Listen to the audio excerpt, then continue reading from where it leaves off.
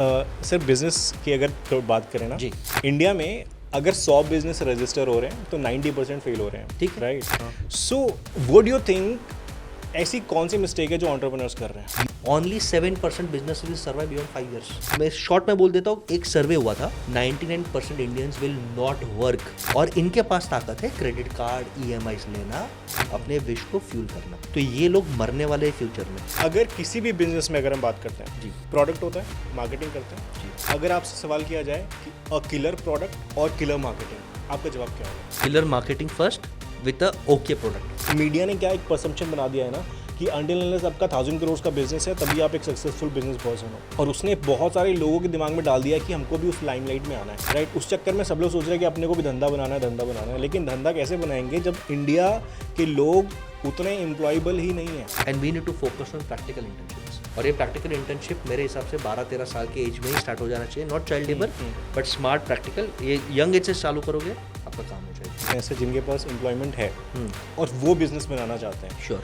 उनके लिए क्या है procedure? Don't start a company if you can enjoy benefits of a job and become a director, get perks and be famous. Sundar Pichai साहब company थोड़ी start की, कर सकते थे ना वो टेक स्टार्टअप। गूगल में काम किया, गूगल के CEO है, शेयर्स है, नाम शोहरत सब है। तो किसी कंपनी को अगर स्प्लिट लेकर आना है अपना, तो what's the right time? There are 2 types of split technically. एक होता है स्टॉक स्प्लिट, एक होता है कंपनी खुद स्प्लिट हो, डीमर्जर हो। कंपनी डीमर्ज तब होता है जब मैक्सिमम वैल्यू अनलॉक कर सकते हैं। उदाहरण देता हूँ, टाटा व्हीकल्स एक कंपनी है जिसका वर्थ फॉर एग्जांपल 100 करोड़ है। मुझे लगता है कि टाटा व्हीकल्स को अगर मैं डीमर्ज करूँ, टाटा पैसेंजर, टाटा कमर्शियल, दोनों को डीमर्ज करने के बाद राइट मार्केटिंग से 60 करोड़ वैल्यूएशन डालो तो 120 करोड़ हो गया। Hello people, before moving to the podcast, आप सभी से एक छोटी सी रिक्वेस्ट है कि इस पॉडकास्ट चैनल को सब्सक्राइब कर लीजिए। We get more motivation, our team gets motivation इस तरीके के और अच्छे अच्छे गेस्ट आपके सामने लाने के लिए, जिससे मुझे, आपको और ऐसे हजारों लोगों को और मोटिवेशन मिलती है, बहुत सारी स्ट्रेंथ मिलती है और एम्पावरमेंट मिलती है to move forward in the perspective of life and explore many more horizons. Vashisht Gala sir, आपका बहुत बहुत स्वागत है पॉडकास्ट में। And seriously for this podcast I have been waiting for so long, and जितने सारे आपके मैंने पॉडकास्ट देखे हैं उसमें से हर पॉडकास्ट में मुझे ऐसा लगता है कि कुछ ना कुछ एक ऐसा नया एंगल जुड़ के आ जाता है बिजनेस के बारे में, एंटरप्रेन्योरशिप के बारे में, और जिससे बहुत सारे लोगों को बहुत कुछ सीखने को मिलता है, और उससे भी मैंने बहुत कुछ सीखा। And that's why I wanted कि मेरे जितने लिसनर्स हैं वो आपसे ज़रूर एक बार मिलें, आपसे रूबरू हो, और जो सवाल मेरे मन में वो आपसे मैं भरपूर पूछ लूँ। आपका बहुत बहुत स्वागत है। नहीं, thank you for having me. और एक चीज़ बोलूँगा, आपके पर्सनैलिटी में जो मेहनत है, जो सच्चाई, जो रूहानियत है, तो कंपेल हो गया, universe had aligned, stars had aligned कि आज हम दो मिलके ऑडियंस के लिए कुछ भला करें। बिल्कुल सही सर। हमारे पॉडकास्ट का नाम है द इनविजिबल मिडिल। सो हर बार हम कोशिश करते हैं कि जो भी टॉपिक हम लेकर आ रहे हैं, जिन भी गेस्ट के साथ हम बैठे हैं, जो भी एक्सपर्ट हमारे सामने है, पर्टिकुलरली उस टॉपिक के इनविजिबल मिडिल को हम फाइंड आउट करें। जी। और आज बिजनेस के बारे में, क्योंकि जब हम इंडिया की बात करते हैं, now we are the 4th largest economy, right? तो बहुत सारे लोग ऐसा भी बोलते हैं कि इंडिया में अभी अपॉर्चुनिटीज़ की कमी नहीं है। जी। उसी साइड अगर देखें, दूसरी तरफ कुछ ऐसे भी लोग हैं जो कहते हैं कि जो नेगेटिव साइड ढूंढते हैं। ठीक है, इंडिया में टैक्स रेट्स बहुत ज़्यादा हैं, बिजनेस की इतना अच्छा इन्वायरमेंट नहीं है बिजनेस के पनपने के लिए, राइट? सो ये दोनों तरीके के डिबेट चल रहे हैं। इस बीच में अगर हम थोड़ी पॉजिटिविटी की बात करें, हम अपॉर्चुनिटी की बात करें, क्योंकि इंडिया में बहुत सारे लोग ऐसे हैं जो इंडिया से बाहर जाकर अपना बिजनेस नहीं कर सकते, उनको इंडिया में ही रहना है और इंडिया में बड़ा करना है। तो आज उन लोगों की बात करेंगे, बिजनेस के बारे में जानेंगे, और इसके साथ पूरी टीम के साथ आपका अगेन तहे दिल से बहुत बहुत स्वागत है। Thank you for having me. Sir, अगर आपसे एक छोटा सा सवाल से मैं शुरुआत करूं कि 3 वर्ड्स में अगर आपको अपने आप को डिफाइन करना हो, as a mentor, right, as a student या एज अ कोच, तो वो 3 वर्ड्स क्या होंगे? I think trust, serving and growth. कि लोगों का ट्रस्ट जीतना बहुत इंपॉर्टेंट है जर्नी में, और लोगों का ट्रस्ट मिला, आशीर्वाद मिला। सर्विंग एटीट्यूड की ऊपर वाला ने इतना काबिल बनाया, इतना दिया माँ बाप के आशीर्वाद ने, कि हमारा जन्म ही हुआ लोगों का भला करने के लिए, ऐसा मेरे को लगता है। एंड ग्रोथ, कि हमारे साथ जुड़े हुए हर व्यक्ति ग्रो करे, not just in money, in values, in attitude, in happiness, wealth, spirituality, हर तरीके से। तो ये 3 थीम्स मेरे लाइफ को कंट्रोल करते हैं। Amazing. Sir, when I was brainstorming about this, मुझे एक चीज़ पता लगी। जैसे इंडिया की अगर पर्टिकुलरली हम बात करेंगे, इंडियन इकॉनमी के पर्सपेक्टिव से भी बात करेंगे, बिजनेस के पर्सपेक्टिव से भी, as I was telling you earlier also, कि भारत में 4 वर्ग में डिवाइडेड है, क्लासिफाई अगर हम करें बिजनेस के पर्सपेक्टिव से, तो हमको एक वर्ग मिलता है जो अभी भी अनएम्प्लॉयड है, और उस अनएम्प्लॉयड में वो लोग भी आगे जो भी कॉलेज में है, जो हो सकता है फाइनल ईयर में हो, कुछ भी कर रहे हो, या फिर हो सकता है पढ़ाई पूरी हो गई हो, जॉब ना मिली हो। एक कैटेगरी है।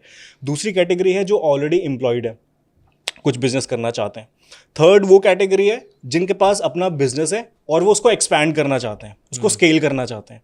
और फोर्थ कैटेगरी उन लोगों की है जिनका बिजनेस तो है बट वो स्टेबल नहीं है, either they are taking losses या फिर वो बंद होने के कगार पे आ गए। आज हम इन चारों के बारे में एक करके बात करेंगे। Beautiful, right. तो मुझे ऐसा लगता है कि बिजनेस के बारे में आपसे बढ़िया जानकारी कोई मतलब आज के टाइम में इंडिया में जो बेस्ट कोचेज हैं उनमें से आप एक हैं।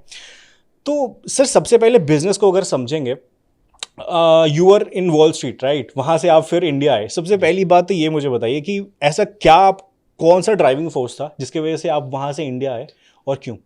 बैकग्राउंड समझ लेते हैं कि कंफ्यूज बच्चा, सब कुछ करना है, कंफ्यूज था, माँ बाप का बैकिंग था, आशीर्वाद था। तो पहले आईटी का ज़माना था 2001, आईटी विंडोज़ बिल गेट्स, तो मैंने आईटी किया फ्रॉम विजेटी आईटी बॉम्बे।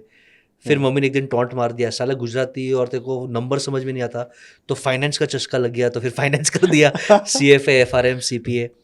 फिर ऑफकोर्स यूएस किया, न्यूयॉर्क लंदन टोक्यो काम किया, और फिर एक एज आ गया।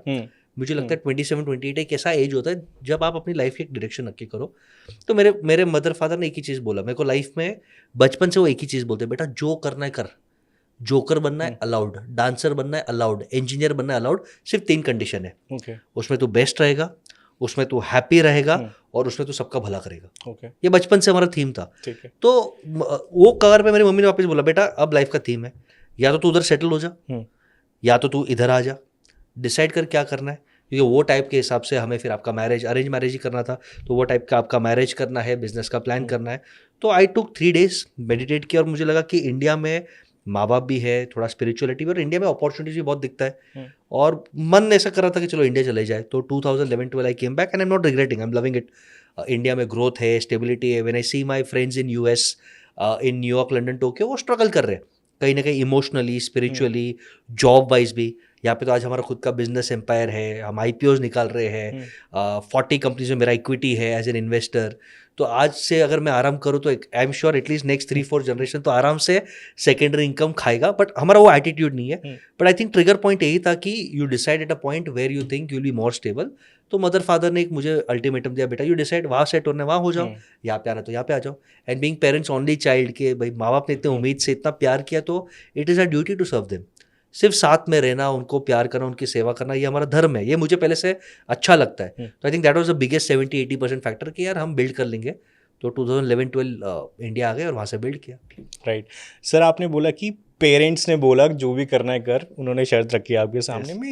मैं अगर आप सोचेंगे इस चीज़ को थोड़ा और डीपली तो देखेंगे कि इंडिया में ना मेजरली वर्किंग क्लास पीपल हैं। Yes, right. जॉब करने के लिए ही पढ़ते हैं, पढ़ के ही जॉब करते हैं। राइट। बिजनेस ओरिएंटेड ये जो पुश है ना वो फैमिली से ही नहीं आता। राइट। ऐसा क्या है अलग गुजराती फैमिलीज में और बाकी अलग पूरे कंट्री में कि मैक्सिमम एंटरप्रेन्योर्स की अगर आप बात करें तो गुजरात से जो बिजनेस होल्डर्स हैं वो गुजरात से बैकग्राउंड रखते हैं। मैक्सिमम एंटरप्रेन्योर्स आप देखिएंगे तो गुजरात, मारवाड़ी, जैन्स, ये 80-90%। Jains community they are 1% but they have 99% wealth. Right. उसका रीजन 3 रीजन समझते हैं। रीजन नंबर 1, जैसे मैंने आपको कहा, माय ग्रैंडफादर 1950s में कच्छ गुजरात से नंगे पाव, खाली पॉकेट बॉम्बे आए और फिजिकल लेबर किया, हाथ गाड़ी चलाए।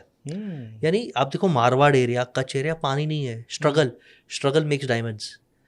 करो या मरो, वही फेस था, पानी नहीं है, गांव में भूखे मरो, या तो बॉम्बे जाओ, कलकत्ता जाओ, दिल्ली जाओ, लाइफ बनाओ।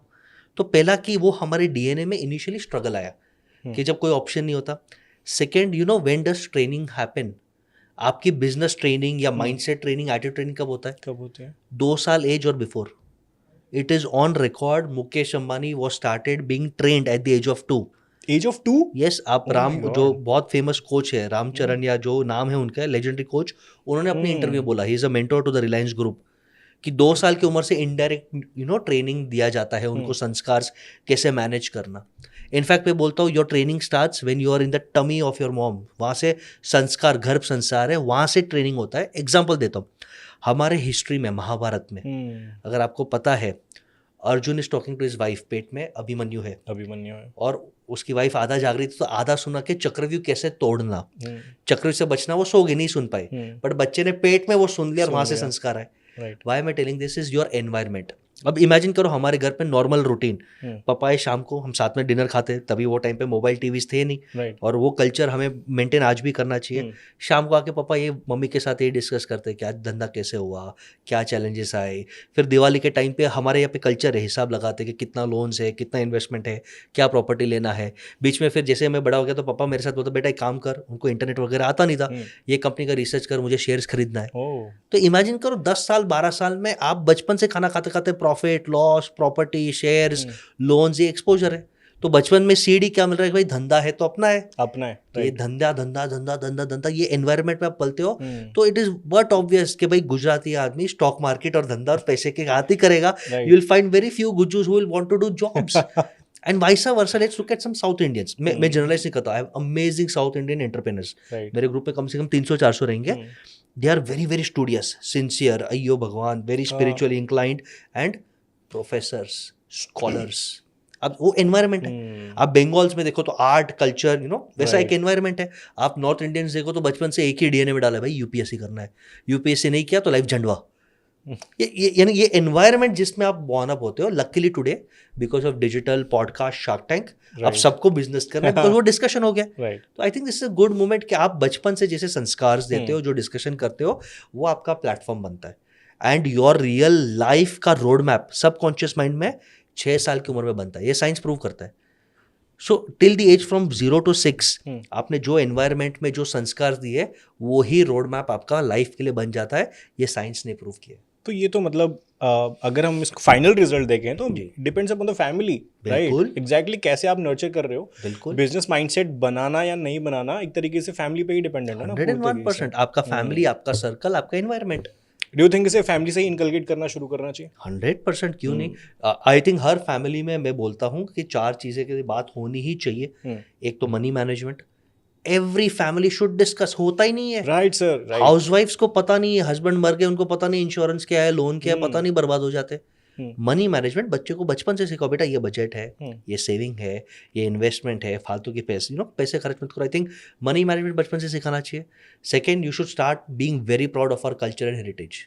आई थिंक आजकल मूवीज आ रहे हैं, जैसे नरसिम्हा महाअवतार आया, तो अब अभी हम सेलिब्रेट कर रहे हैं, अरे विष्णु का अवतार क्या है, वराह स्वरूप क्या है, Narasimha. Why don't we start celebrating Mahabharata, Ramayana, Jainism, Sikhism.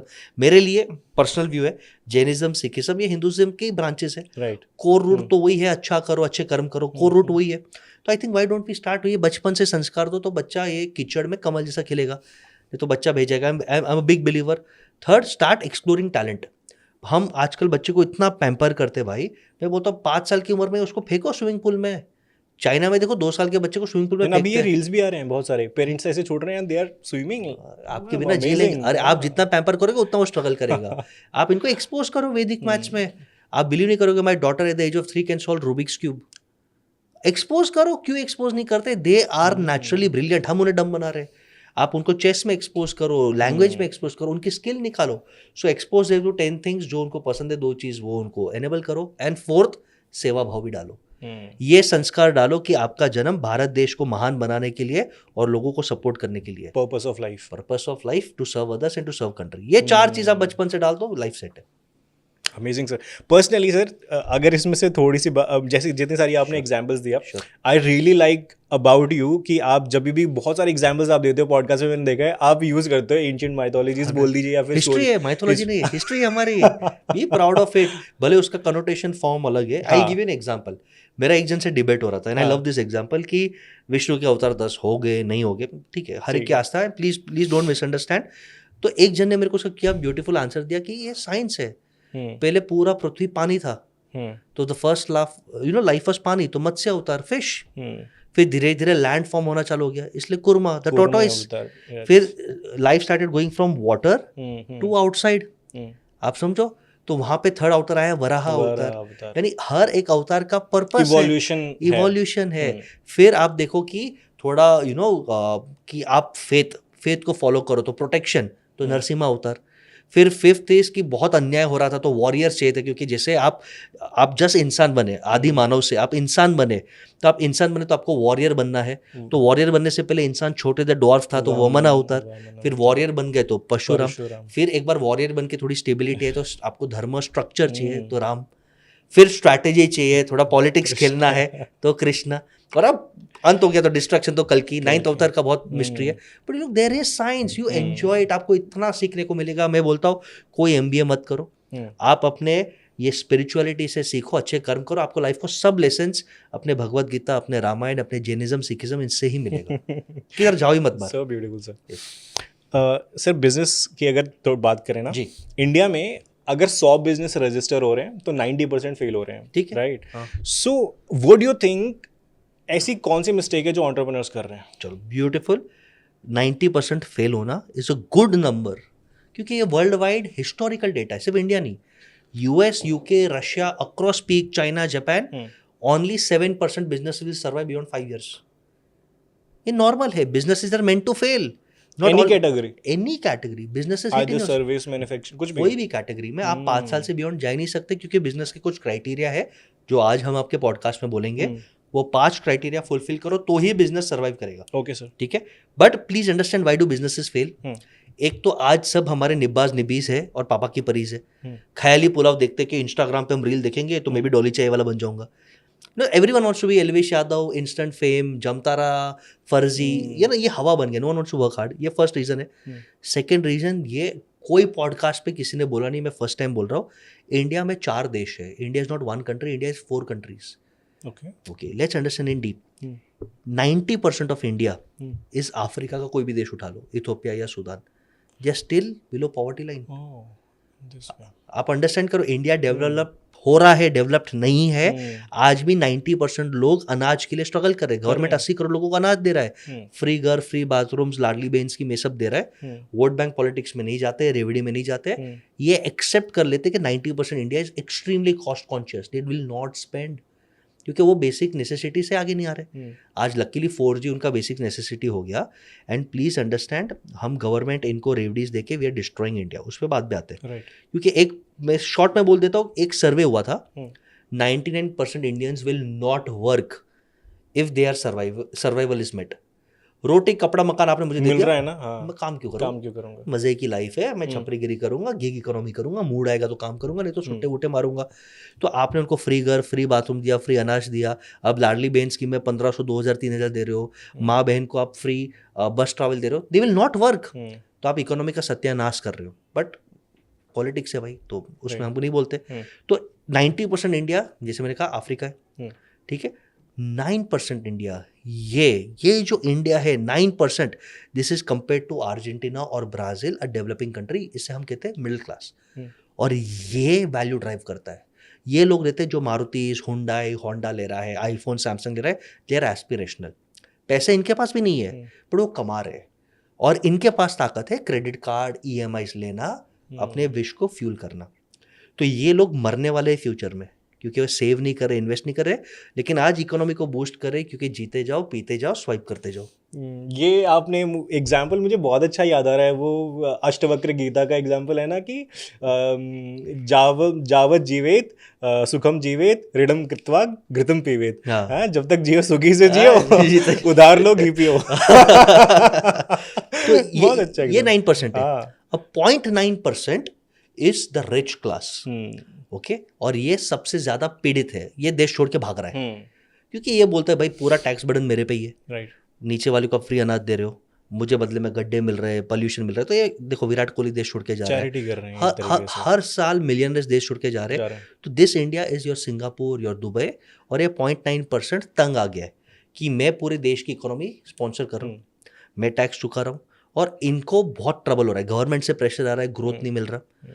तो ये है। और जो टॉप 0.1% है, the cream of the cream of the cream of the cream, they are Bahrain, the ultra rich. इनका वेल्थ हर 3 साल में डबल हो रहा है। ओके, इनके पास गवर्नमेंट का इतना सेटिंग है कि आप इमेजिन करो, पतंजलि को free land, free machinery, subsidise interest rates मिल रहा है। अब मैं छोटा सा प्लांट फूड का लगाऊं, पतंजलि के सामने मैं कैसे कम्पीट करूंगा? राइट। अब इमेजिन करो, आज मैं अगर फ्री बेचने कुछ जाऊँ 3 साल तक, तो गवर्नमेंट आके मेरे को एंटी मोनोपोली नोटिस ठोक देगा। आराम से मोटा भाई ने जियो फ्री में बेचा, कंपटीशन खत्म किया, किसी ने कुछ नहीं बोला। इनफैक्ट उनके शादी में, बच्चे के शादी में पीएम जाते ब्लेसिंग देने को। So this is how politics works. So the 0.1% are the super rich, the super connected, and they are getting very very rich. अब मैं ये 4 इंडिया क्यों बोल रहा हूँ, व्हाई डू बिजनेसेस फेल? सब लोग बोलते हैं कि इंडिया में 150 करोड़ का पॉपुलेशन। नहीं भाई, पेइंग पॉपुलेशन 15 करोड़ है, 150 करोड़ नहीं है। 135 वाले को पैसे ही नहीं देंगे, वो यूट्यूब फ्री में देखेंगे, एड्स पे यूट्यूब प्रीमियम बाई नहीं करेंगे, 100 रुपये का मूवी नहीं देखेंगे वो लोग, यानी because they don't have money. ये 15% को भी वो लोग एक जैसा, उनको 3 प्रकार में डिवाइड करना चाहिए। एक हो गया आपका मारुति होंडा हुंडई, एक हो गया आपका फॉक्सवैगन, एक हो गया फॉक्सवैगन मर्सिडीज, और एक हो गया आपका Rolls Royce, private jet, private jet, yacht. तो हम ये इंडिया को समझ नहीं पा रहे, और हम सर्विस लॉन्च करें ख्याली पुलाव में, प्राइसिंग में, और कस्टमर हमें प्राइस नहीं दे रहे। सो इंडिया में सक्सेसफुल होने के लिए सिर्फ 2 ही मॉडल चलता है, या तो अल्ट्रा मास, सस्ता सुंदर टिकाऊ, या तो ultra experience, ultra luxury. Anything else you will fail.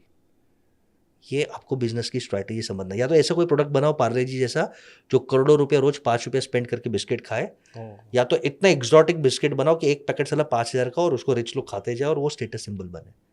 Only status businesses and mass businesses will survive, other businesses will not survive. Sir कुछ केस स्टडी आप शेयर कर सकते हैं? कितने सारे केस स्टडीज है। लेट्स से आपने शैम्पूज और कंडीशनर्स और ये जितने भी लॉन्च किए पतंजलि ने, पतंजलि हिट क्यों हुआ? एक तो इमोशनल कनेक्ट, और वो सब आप छोड़ दो, रिलीजियस कनेक्ट है, इमोशनल कनेक्ट है, स्वदेशी मूवमेंट है, राइट, ठीक है। सबसे इंपॉर्टेंट उसका प्राइस पॉइंट देखो, मासेस के न्यूज। सेकेंड, उसने बोल दिया भाई हमारा दंत क्रांति which is still the most sold toothpaste, yes, scientific evidence बोलता है इट्स बैड फॉर यू, क्योंकि उसमें फ्लोराइड नहीं है, तो एनिमल, बट ठीक है, इट इज यूज्ड, लोग यूज करते हैं श्रद्धा से, तो अच्छा है। बट आई थिंक क्योंकि उसका प्राइस पॉइंट ऐसा था कि मासेस ने इमोशंस लगाए, और मासेस ने बाई किया। पतंजलि की कीमत 1000 crore 10,000 crore company, right. At the same time आज ऐसे भी टूथपेस्ट आ रहे जो एक पैकेट 2-2 हज़ार के, और आपने नाम नहीं सुने। अब एक टूथपेस्ट है जो बोलता है इतने भीड़ में आप कल उठ के टूथपेस्ट लॉन्च करो, आपके सामने मगरमच्छ है, HUL, कोलगेट, क्लोजअप है, और पतंजलि है, आप सर्वाइव नहीं कर पाओगे। लेकिन एक कंपनी ने यार सुमड़ी में टूथपेस्ट लॉन्च किया और बड़ा बना दिया, वो है सेंसोडाइन। मैंने क्या बोला, नीश हट के। सेंसोडाइन ने क्या बोला, नॉर्मल टूथपेस्ट के रेस में नहीं जाते, सेंसिटिव टीथ का प्रॉब्लम है, ये गरीब लोग इग्नोर कर देंगे, बोलेंगे दांत निकाल दो। अमीर लोगों को सेंसिटिव टीथ बचाना है, they will spend 1000 rupees per month. Sensodyne launch कर दो, करोड़ों कमा रहे। Okay, I give you one more example, red bull. क्या है red bull? It's an aspirational drink targeted for the 10-15%, और उनको टेस्ट पसंद नहीं आया, बट हाइप कर करके एडवेंचर स्पोर्ट्स दे के आज Red Bull is a 1000 crore company. तो बिजनेस करना है तो you have to understand the emotion, the psyche, and which India are you targeting. India में सक्सेसफुल करना है तो 2 ही मॉडल है, either you be very niche, very हटके, वेरी क्लासी, और you be super massy. No other businesses will run. Okay, ये insight. ये एक एग्जाम, जैसे अभी एक ना शायद ब्लू कंपनी है, वो इलेक्ट्रिक कैब की कंपनी है, ब्लू स्मार्ट, राइट? उसका क्या केस स्टडी, वो क्यों फेल हुई sir? Let's understand first why it was hit. Okay, कभी भी बिजनेस करना है तो पहले बिजनेस के 5 कंडीशन समझ लेते हैं। सक्सेसफुल बिजनेस के 5 कंडीशंस फुलफिल हो गए तो आपका बिजनेस चलेगा। क्या है वो 5 हाँ, वो ये होते हैं। First is what is the problem और गैप इन द मार्केट। तो first P is problem. Okay, till there is no problem business will not survive. Okay, अगर प्रॉब्लम नहीं है तो आप प्रॉब्लम क्रिएट करो। जैसे when iPhone was there was no need for an iPhone, but they created a FOMO कि यार तुम कैमरा कैलकुलेटर क्यों ले रहे हो, इतना बल्कि फोन क्यों ले रहे हो, का UI UX iPhone. So P is problem, either find a problem और क्रिएट अ प्रॉब्लम। ये फर्स्ट स्टेप है। Second P is proposition. Proposition का मतलब आप वो प्रॉब्लम को कैसे सॉल्व करते हो, वो होता है प्रपोजिशन। मैं 5 P's ही बोल रहा हूँ आपको, ये बहुत P है तो पैसा है। सेकंड पी इज प्रपोजिशन का मतलब आप वो प्रॉब्लम को कैसे सॉल्व कर रहे हो, विच इज समझो मार्केट में गैप आपको दिख रहा है कि मच्छर बहुत है, तो ओडोमस आपने लॉन्च किया, या आपने पैचेस लॉन्च किया, या आजकल एक डिवाइस है आपको मालूम है, लेजर, आप डाल दो वो लेजर शूट करेगा, तो ये solving the problem. Third is proposition के बाद प्रायोरिटी, यानी आप सबसे बेस्ट कैसे सॉल्व कर सकते हो। फॉर एग्जाम्पल मेरे को भूख लगा है, सैंडविच स्टॉल यहाँ पे खुल गया, आपने प्रॉब्लम सॉल्व किया, प्रोपोजिशन है, पर आपके बाजू में कल 10 सैंडविच स्टॉल खुल गए, आपको प्रायोरिटी कैसे मिलेगा? What is your unique factor, आपका टेस्ट, आपका सर्विस, आपका प्राइसिंग, आपका ambience, how are you differentiating, जो पोजिशनिंग हम कहते हैं ना। So third P is positioning and priority. Okay, fourth P business को सक्सेसफुल करना है, how will you ensure people are attached to your business. People. बिना पीपल का धंधा नहीं होगा। कितना भी एआई डाल दो, कितना भी टेक डाल दो, अल्टीमेटली कस्टमर्स रोबोट नहीं है, इंसान ही है जो अपने जेब से पैसा देने वाले। So how will people emotionally connect with you? Patanjali से लोग इमोशनली कनेक्ट हुए, वेंडर्स इमोशनली कनेक्ट हुए, टीम मेंबर्स इमोशनली कनेक्ट हुए, पॉलिटिशियंस कनेक्ट हुए। आपके बिजनेस में investors, customers, vendors, team members कैसे कनेक्ट होने वाले हैं? वो है people. And last P is profit with blessings. ये बिजनेस में फिर लॉस क्या, कब तक लॉस करेगा? प्रॉफिट तो कमाएगा। आप मेरे को पेपर पे ये 5 पीस सॉल्व करके दे दो, मैं आपको गारंटी देता हूँ आप पैसा कमाओगे। वापस समराइज करते हैं, क्लिक हो रहा है आपको? बिल्कुल सर। प्रॉब्लम प्रपोजिशन क्या है आपका, यानी आप कैसे सॉल्व कर रहे हो, आप उसमें प्रायोरिटी पोजीशन कैसे करो कि आपको प्रायोरिटी धंधा मिले, पीपल को कैसे इमोशनली जोड़ के रखते हो, और प्रॉफिट कैसे कमाओगे, वो यूनिट इकोनॉमिक्स समझ दो। ये 5 पीस पेपर पे प्रूव कर दो, हो गया, लाइफ सेट। धंधा करो, एंटरप्रेन्योर बनो, कोई भी धंधा चलेगा। चलो अभी ब्लू स्मार्ट को ये 5 पीस से दिखते हैं। ठीक है। ब्लू स्मार्ट जब आया तब ओला उबर ऑलरेडी सेट था। ओला उबर का पहले प्रोपोजल संभल देते हैं कि नॉर्मल टैक्सी से वो परेशान थे, ना बोलते हैं, अवेलेबल नहीं है, बटन दबा तो टैक्सी आ जाए। तो ओला उबर ने ये प्रॉब्लम सॉल्व किया, तो ये 5 पीस हो गया। ओला उबर से लोगों को एक प्रॉब्लम था, सर्च प्राइसिंग। बारिश है, सर्च प्राइसिंग कर लो। सेकेंड, ओला उबर से प्रॉब्लम था कि आजकल उनका नाटक बहुत बढ़ गया, साफ नहीं है, ये नहीं है, और गाड़ी के ऊपर कंट्रोल नहीं है। ओला उबर का मॉडल मालूम है क्या था दोस्त? गाड़ी तेरा, तू सिर्फ मेरे पे ऐप पे आएगा, I am an aggregator, I don't own the asset. तो ब्लू स्मार्ट ने पहले प्रॉब्लम आइडेंटिफाई किया कि सर्च प्राइसिंग है और गाड़ी का क्वालिटी नहीं है। ब्लू स्मार्ट ने प्रॉब्लम आइडेंटिफाई किया कि चलो सर्च प्राइसिंग छोड़ो और गाड़ी का क्वालिटी एक्सपीरियंस अच्छा दो। सेकेंड प्रोपोजिशन उन्होंने क्या किया मालूम है? I will by the car, मैं सिर्फ ड्राइवर रखूंगा, तो गाड़ी मेरा तो क्वालिटी मेरा है। ओला उबर में driver buys the car, your company has bought the car. तो ब्लू स्मार्ट ने गाड़ी लिया तो क्वालिटी मेंटेन किया, भले महंगा पड़ा उनको, और सेकेंड उन्होंने बोल दिया नो सर्च प्राइसिंग। वाह। फिर उसमें प्रायोरिटी कैसे डाला उन्होंने मालूम है? Excellent service and good for environment. कि भाई तुम ओला उबर ले रहे हो तो बेशर्मो तुम एनवायरमेंट को मार रहे हो, 2 रुपया किलोमीटर का ज़्यादा दे दो, मदर अर्थ को सेव करो, सर्च प्राइसिंग भी नहीं रहेगा, सेफ्टी भी रहेगा। और फिर उन्होंने पीपल को इमोशनली कैसे जोड़ा मालूम है? आप यूट्यूब पे टेस्टिमोनियल्स देखो। मुझे मेरे दादी के लिए गाड़ी बुक करना है, मैं ब्लू स्मार्ट ही करूँगा, रिलायबल है। मुझे एयरपोर्ट जाना है, मैं ब्लू स्मार्ट ही बुक करूँगा, रिलायबल तो है। तो लोगों को इमोशनली ऐसे जोड़ा। And fifth, business was profitable. MS Dhoni invested, Deepika Padukone invested, everything invested. But ये 5 पीस में एक हिडन पी भी है, और वो है पाप और पुण्य। ओके। अब जब उनको पैसा मिलता है ना, तो आदमी का पाप का इंसान जाग जाता है। फंडिंग मिला है आपको किसके लिए? गाड़ी बाई करने के लिए फंड मिला है। करेक्ट। आपने ले लिया गुड़गांव में महंगा फ्लैट, आपने अपनी वाइफ को दे दिया महंगी ज्वेलरी, फंडिंग के पैसे से। यू क्रिएट प्रॉफिट, प्रॉफिट का हिस्सा निकालो और आप एंजॉय करो ना। एग्जैक्टली। आपको पैसे दिए गए हैं कंपनी में गाड़ी बाई करने के लिए, और आप मिसगाइड करके, झोल करके वो पैसे से आप दुबई जा रहे हो, करोड़ रुपया दुबई में उड़ा रहे हो, यहाँ पे गोल्फ 70-70 लाख के गोल्फ के कार्ट ले रहे हैं, गोल्फ क्लब्स ले रहे हैं, महंगे घर ले रहे हैं, और फिर एक दिन जब ऑडिटर बोलता है कि आपने गाड़ी क्यों कम ली है, तो वो कुछ बोल नहीं पाता। हमने पैसे दिए थे आपको फॉर एग्जांपल 100 गाड़ी लेने के लिए, आपने 80 गाड़ी क्यों लिया? जवाब नहीं है। डीप डाइव करते तो झोल निकला तो केस हुआ। जैसे केस हुआ तो गवर्नमेंट जब बीच में आता है तो आप कुछ नहीं कर सकते। पीस पॉलिटिकल पंगा आप हो गया तो दी एंड। पॉलिटिक्स पंगा के सामने कोई नहीं जीत सकता। तो पॉलिटिकल पंगा हो गया, दी एंड हो गया, सीज हो गया, फंडिंग नहीं है, लोग रो रहे थे इसको स्टार्ट करो, बट एक बार पॉलिटिकल पंगा हो गया, खत्म हो गया। तो एक जीता जागता beautiful company collapsed. But I think ये एग्जांपल से लोगों को आइडिया आ गया कि ये 5 पीस आप चालू रखो, एंड 6 हिडन पी पुण्य करते रहो, एथिक्स से अच्छा रहो, लंबा बिजनेस बेहतरीन चलेगा। ठीक है सर। ये कुछ रीजन से हमने डिस्कस किया कि बिजनेसेस फेल हो रहे हैं, उनके बारे में जाना। एज यू सेड अर्लियर कि इंडिया में कोई भी बिजनेस है वो 5 साल में ही डिसाइड हो जाएगा कि वो फेलियर जा रहा है। 93% फेल इन 5 years। फेल इन 5 years। हमारे पास बहुत सारे ऐसे बिजनेसेस हैं जो जनरेशन से चले आ रहे हैं। ठीक है सर। 60s में धीरू भाई अंबानी साहब ने भी नींव रखी ऐसे बिजनेस की, उसके बाद से अभी तक आप देखेंगे। उसके बाद भी 80s में अब इन्फोसिस आ गई या TCS है, आगे कंपनीज आई, और एकदम 1000 करोड़ की कंपनी इन्होंने बना दी है। और अभी तो इनका पूरा अगर मिला दिया जाए तो एक किसी कंट्री की इकॉनमी के बराबर इनका बिजनेस है। सिर्फ एक company Reliance is equal to more than GDP of Pakistan. Tata, TCS more than GDP of Pakistan. तो सर सोचने वाली बात हो जाती है कि इंडिया में ही कुछ बिजनेसेस हैं जो फेल हो रहे हैं, और वहीं पे कुछ ऐसे बिजनेसेस हैं जो डे बाय डे अपने आप को मल्टीप्लाई करते जा रहे हैं। सो एक थ्राइविंग बिजनेस के लिए कौन से ऐसे पिलर्स हैं या कौन से ऐसे पॉइंट्स हैं जो होने चाहिए जिसके वजह से बिजनेस आपका शूट ही करेगा? तो भाई आपका क्वेश्चन है कि कुछ बिजनेसेस करोड़ों पे जाते हैं राइट। और कुछ बिजनेस कंटिन्यू करने के लिए स्ट्रगल करते हैं। तो यहाँ पे भी मैं एक मास्टर फॉर्मूला देता हूँ, 6 C's। ओके। जो एंटरप्रेनर ये 6 C फॉलो करेगा वो करोड़पति कमाएगा, जो 6 C फॉलो नहीं करेगा वो कंटिन्यू नहीं कर पाएगा और दूसरा C बन जाएगा। वो आप समझ जाओ। ऑडियंस कमेंट में लिख दो कौन सा C बनेगा, ठीक है। ये 6 C's लाइफ की फंडामेंटल्स है। आपने P से धंधा स्टार्ट किया, कंटिन्यू करने के लिए C चेक करो। सबसे पहला C फैमिली बिजनेस में मिसिंग होता है खास, वो है clarity. What I want to achieve, what is my vision and what is going to be my style. पापा चाहते ये करना, बेटा आके चाहते और कुछ करना, विजन ही मैच नहीं होता। भाई एक अग्रेसिव है, एक डिफेंसिव हो गया। दो पार्टनर्स के बीच में क्लैरिटी नहीं है। Family business is survive because of lack of clarity and no common style.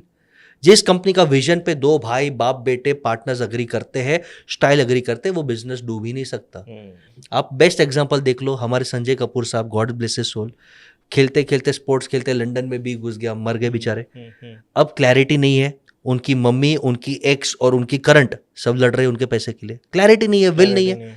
आप देखो ना 30,000 करोड़ का कंपनी है ना, who is going to run that company? Of course board है, बट उनके शेयर्स किसके पास जाएंगे? क्लैरिटी नहीं।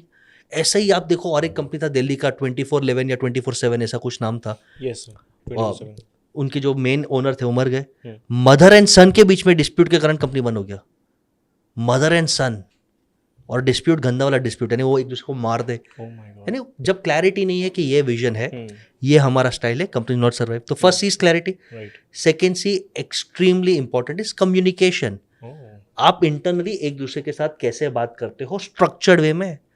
आज मन आ गया और मैं आके तेरे को बोल दिया यार तू गलत है, नहीं। Where is the communication? Are there MIS reports? Are there review formats? How do you communicate with your employees? How do you communicate marketing with your customers? How do you communicate and motivate your vendors? Communicate नहीं कर सकते। अभी पुराना businessman है, वो employees को motivation नहीं देगा, पिकनिक में नहीं लेके जाएगा, बोनस नहीं देगा। नए एम्प्लॉयज आता ही नहीं है, उसके पास अब 50 साल के बुढ़े ही काम कर रहे हैं। ओके, वो अपने बच्चे के साथ कम्युनिकेट नहीं करता, बच्चा बिजनेस में नहीं आता। वो नए कस्टमर्स को डिजिटल मार्केटिंग के साथ कम्युनिकेट नहीं कर सकता, तो उसके पास जो पुराने कस्टमर्स वही आते, नए नहीं बन रहे, नए क्विक कॉमर्स में जा रहे हैं। कम्युनिकेशन नहीं, धंधा खत्म। थर्ड सी सबसे इंपॉर्टेंट इज कोऑर्डिनेशन, यानी प्रोसेस। कोऑर्डिनेशन का मतलब आप डेटा कैसे लोगे, क्वालिटी कंट्रोल कैसे करोगे। इतने साल से मैं ही शटर खोलूंगा, मैं ही कैश काउंटर पे नोट गिनूंगा। भाई सिस्टम बना देना। DMart के हजारों स्टोर है या 100 स्टोर है, राधा कृष्ण दमानी जाके एक स्टोर खोलता है, कैश काउंटर पे बैठता है? नहीं भाई। If Radha Krishna Damani can do, अच्छा मैं यहाँ पे बैठा हूँ, मेरे मल्टीपल स्टोर्स है, मैं महीने में एक दिन में कोई एक स्टोर पे जाता हूँ क्योंकि वो प्यार से बुलाते, बाबूजी आ जाओ, चेहरा दिखा दो कि आप जिंदा हो बस। और वो स्टोर्स चल रहे, प्रॉफिट कमा रहे, मेरे पास अभी बटन दबा तो डेटा है, कितना इन्वेंट्री, कितना सेल्स है। If I can do, you can definitely do it. मैंने 0 से स्टार्ट किया था भाई। तो आप कोऑर्डिनेशन थ्रू सिस्टम्स कर दो, ये 3 C's करोगे तो बिजनेस चलेगा। ये नेक्स्ट 3 C's संभालोगे तो बिजनेस बूस्ट होगा। फोर्थ C जो हर एंटरप्रेन्योर, खास करके विमेन और स्टार्टअप के लिए बहुत इशू है, वो है understanding cash flow. Right sir. Business is not about valuation और प्रॉफिट और नॉट इवन सेल्स। 5 करोड़ का सेल्स दिखा दिया, 1 करोड़ का प्रॉफिट दिखा दिया, मर जाएगा कलेक्शन नहीं करेगा तो भाई कैश फ्लो। 5 करोड़ का सेल्स कर दिया, 1 करोड़ का आपने प्रॉफिट दिखा दिया, बट कलेक्शन ही नहीं किया, मार्केट में उधारी बाकी है, मर जाओगे। 10 करोड़ का सेल्स कर दिया लेकिन उसके लिए आपने ज्यादा इन्वेंट्री मंगा लिया, वो इन्वेंट्री आपको खत्म कर देगा, क्या करोगे आप? तो ये आपको समझना है कि cash flow, not profit, not sales, it is cash flow. Money coming in the bank every month, positive money, वो कैश फ्लो सबसे क्रिटिकल है। ओके, 5th C जो सबसे इंपॉर्टेंट है वो है कोर टीम, जिसे मैं कट्टापा कहता हूँ। धंधा अकेला नहीं कर पाएगा, कट्टापा खड़ा करो, और भाई एक कट्टापा खड़ा करोगे तो बाहुबली को मार देगा। वाह सर वाह, क्या बात है। एक कट्टापा में मल्टीपल कट्टापास खड़ा करो। मल्टीपल, मैं उन्हें 5 पांडव हनुमान कहता हूँ, मेरे बहुत वायरल रील्स हुए, देख लेना, बहुत मजा आता है। कि क्रिएट मल्टीपल लीडर्स। मूर्ख है तो अकेला काम करेगा, business should survive without you. And last C is customer pulse, customer feedback, customer community. Starbucks में जाके हम ही इंस्टाग्राम पे टैग करते हैं स्टारबक्स को having coffee, that is customer experience. तो जो इंसान को customer behaviour, feedback, pulse, community है, वो टाइम पे पिवट करेगा और धंधा को अपग्रेड करेगा। जैसे मैं दुकानदार हूँ, मुझे जैसे पता चलता है कस्टमर ऑनलाइन जा रहा है, व्हाट्सएप पे सेल्स चालू कर दो, अपना डिजिटल ऐप चालू कर दो, 20-30 हज़ार में चालू हो जाता है sir. People don't learn, they don't invest. तो ये 6 C's, यानी जिस कंपनी में क्लैरिटी अच्छा है, कम्युनिकेशन ओवरऑल अच्छा है, सिस्टम से कोऑर्डिनेशन अच्छा है, कैश फ्लो का कंट्रोल है, कोर टीम कट्टापास मल्टीपल है, और कस्टमर पल्स वो फीडबैक लेते रहता है, कस्टमर एक्सपीरियंस सुधारता है, वो बिजनेस कंटिन्यू करेगा। बाकी बिजनेसेस दूसरा C बन जाएगा। ये 6 C's very powerful Very formula. powerful My formula. formula. You implement this, checklist करो, you will grow in your business. Sir एक छोटी सी बात आपके सामने रखता हूँ, आपने दोनों बिजनेसेस का एग्जांपल दिया जी सो अगर मैं आपसे वन लाइनर क्वेश्चन पूछूं, पूछो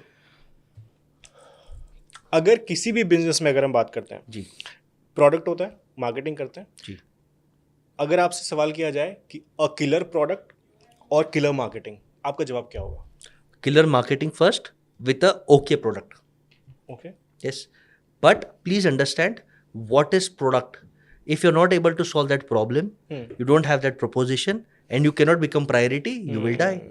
तो प्रोडक्ट अगर प्रॉब्लम सॉल्व कर रहा है, आप बेनिफिट दे रहे हो, प्रपोजिशन पोजिशनिंग मीन्स बेनिफिट दे रहे हो, और आप किसी की प्रायोरिटी बनते हो कि फर्स्ट चांस में इनको दूंगा, फर्स्ट चांस में स्टारबक्स को दूंगा, फर्स्ट चांस गाड़ी में टोयोटा इनोवा ही लूंगा, वो नहीं है तो और कोई लूंगा, आप ये कर दो और ओके प्रोडक्ट है तो भी चलेगा. But marketing is very important. But please understand, marketing with a bad product will help you rise and kill you faster. Ola Cabs doing fantastic. अब हमारे भावेश भाई को खुजली चढ़ा के मैं भी इंडिया का एलोन मस्क बनूंगा, लॉन्च कर दिया ओला ये bike. Bad product, worse service centres, कितने लोगों की बद्दुआ है, बेचारा मैनेज कर रहा है, बट ये मेरा प्रेडिक्शन एक दिन फटेगा.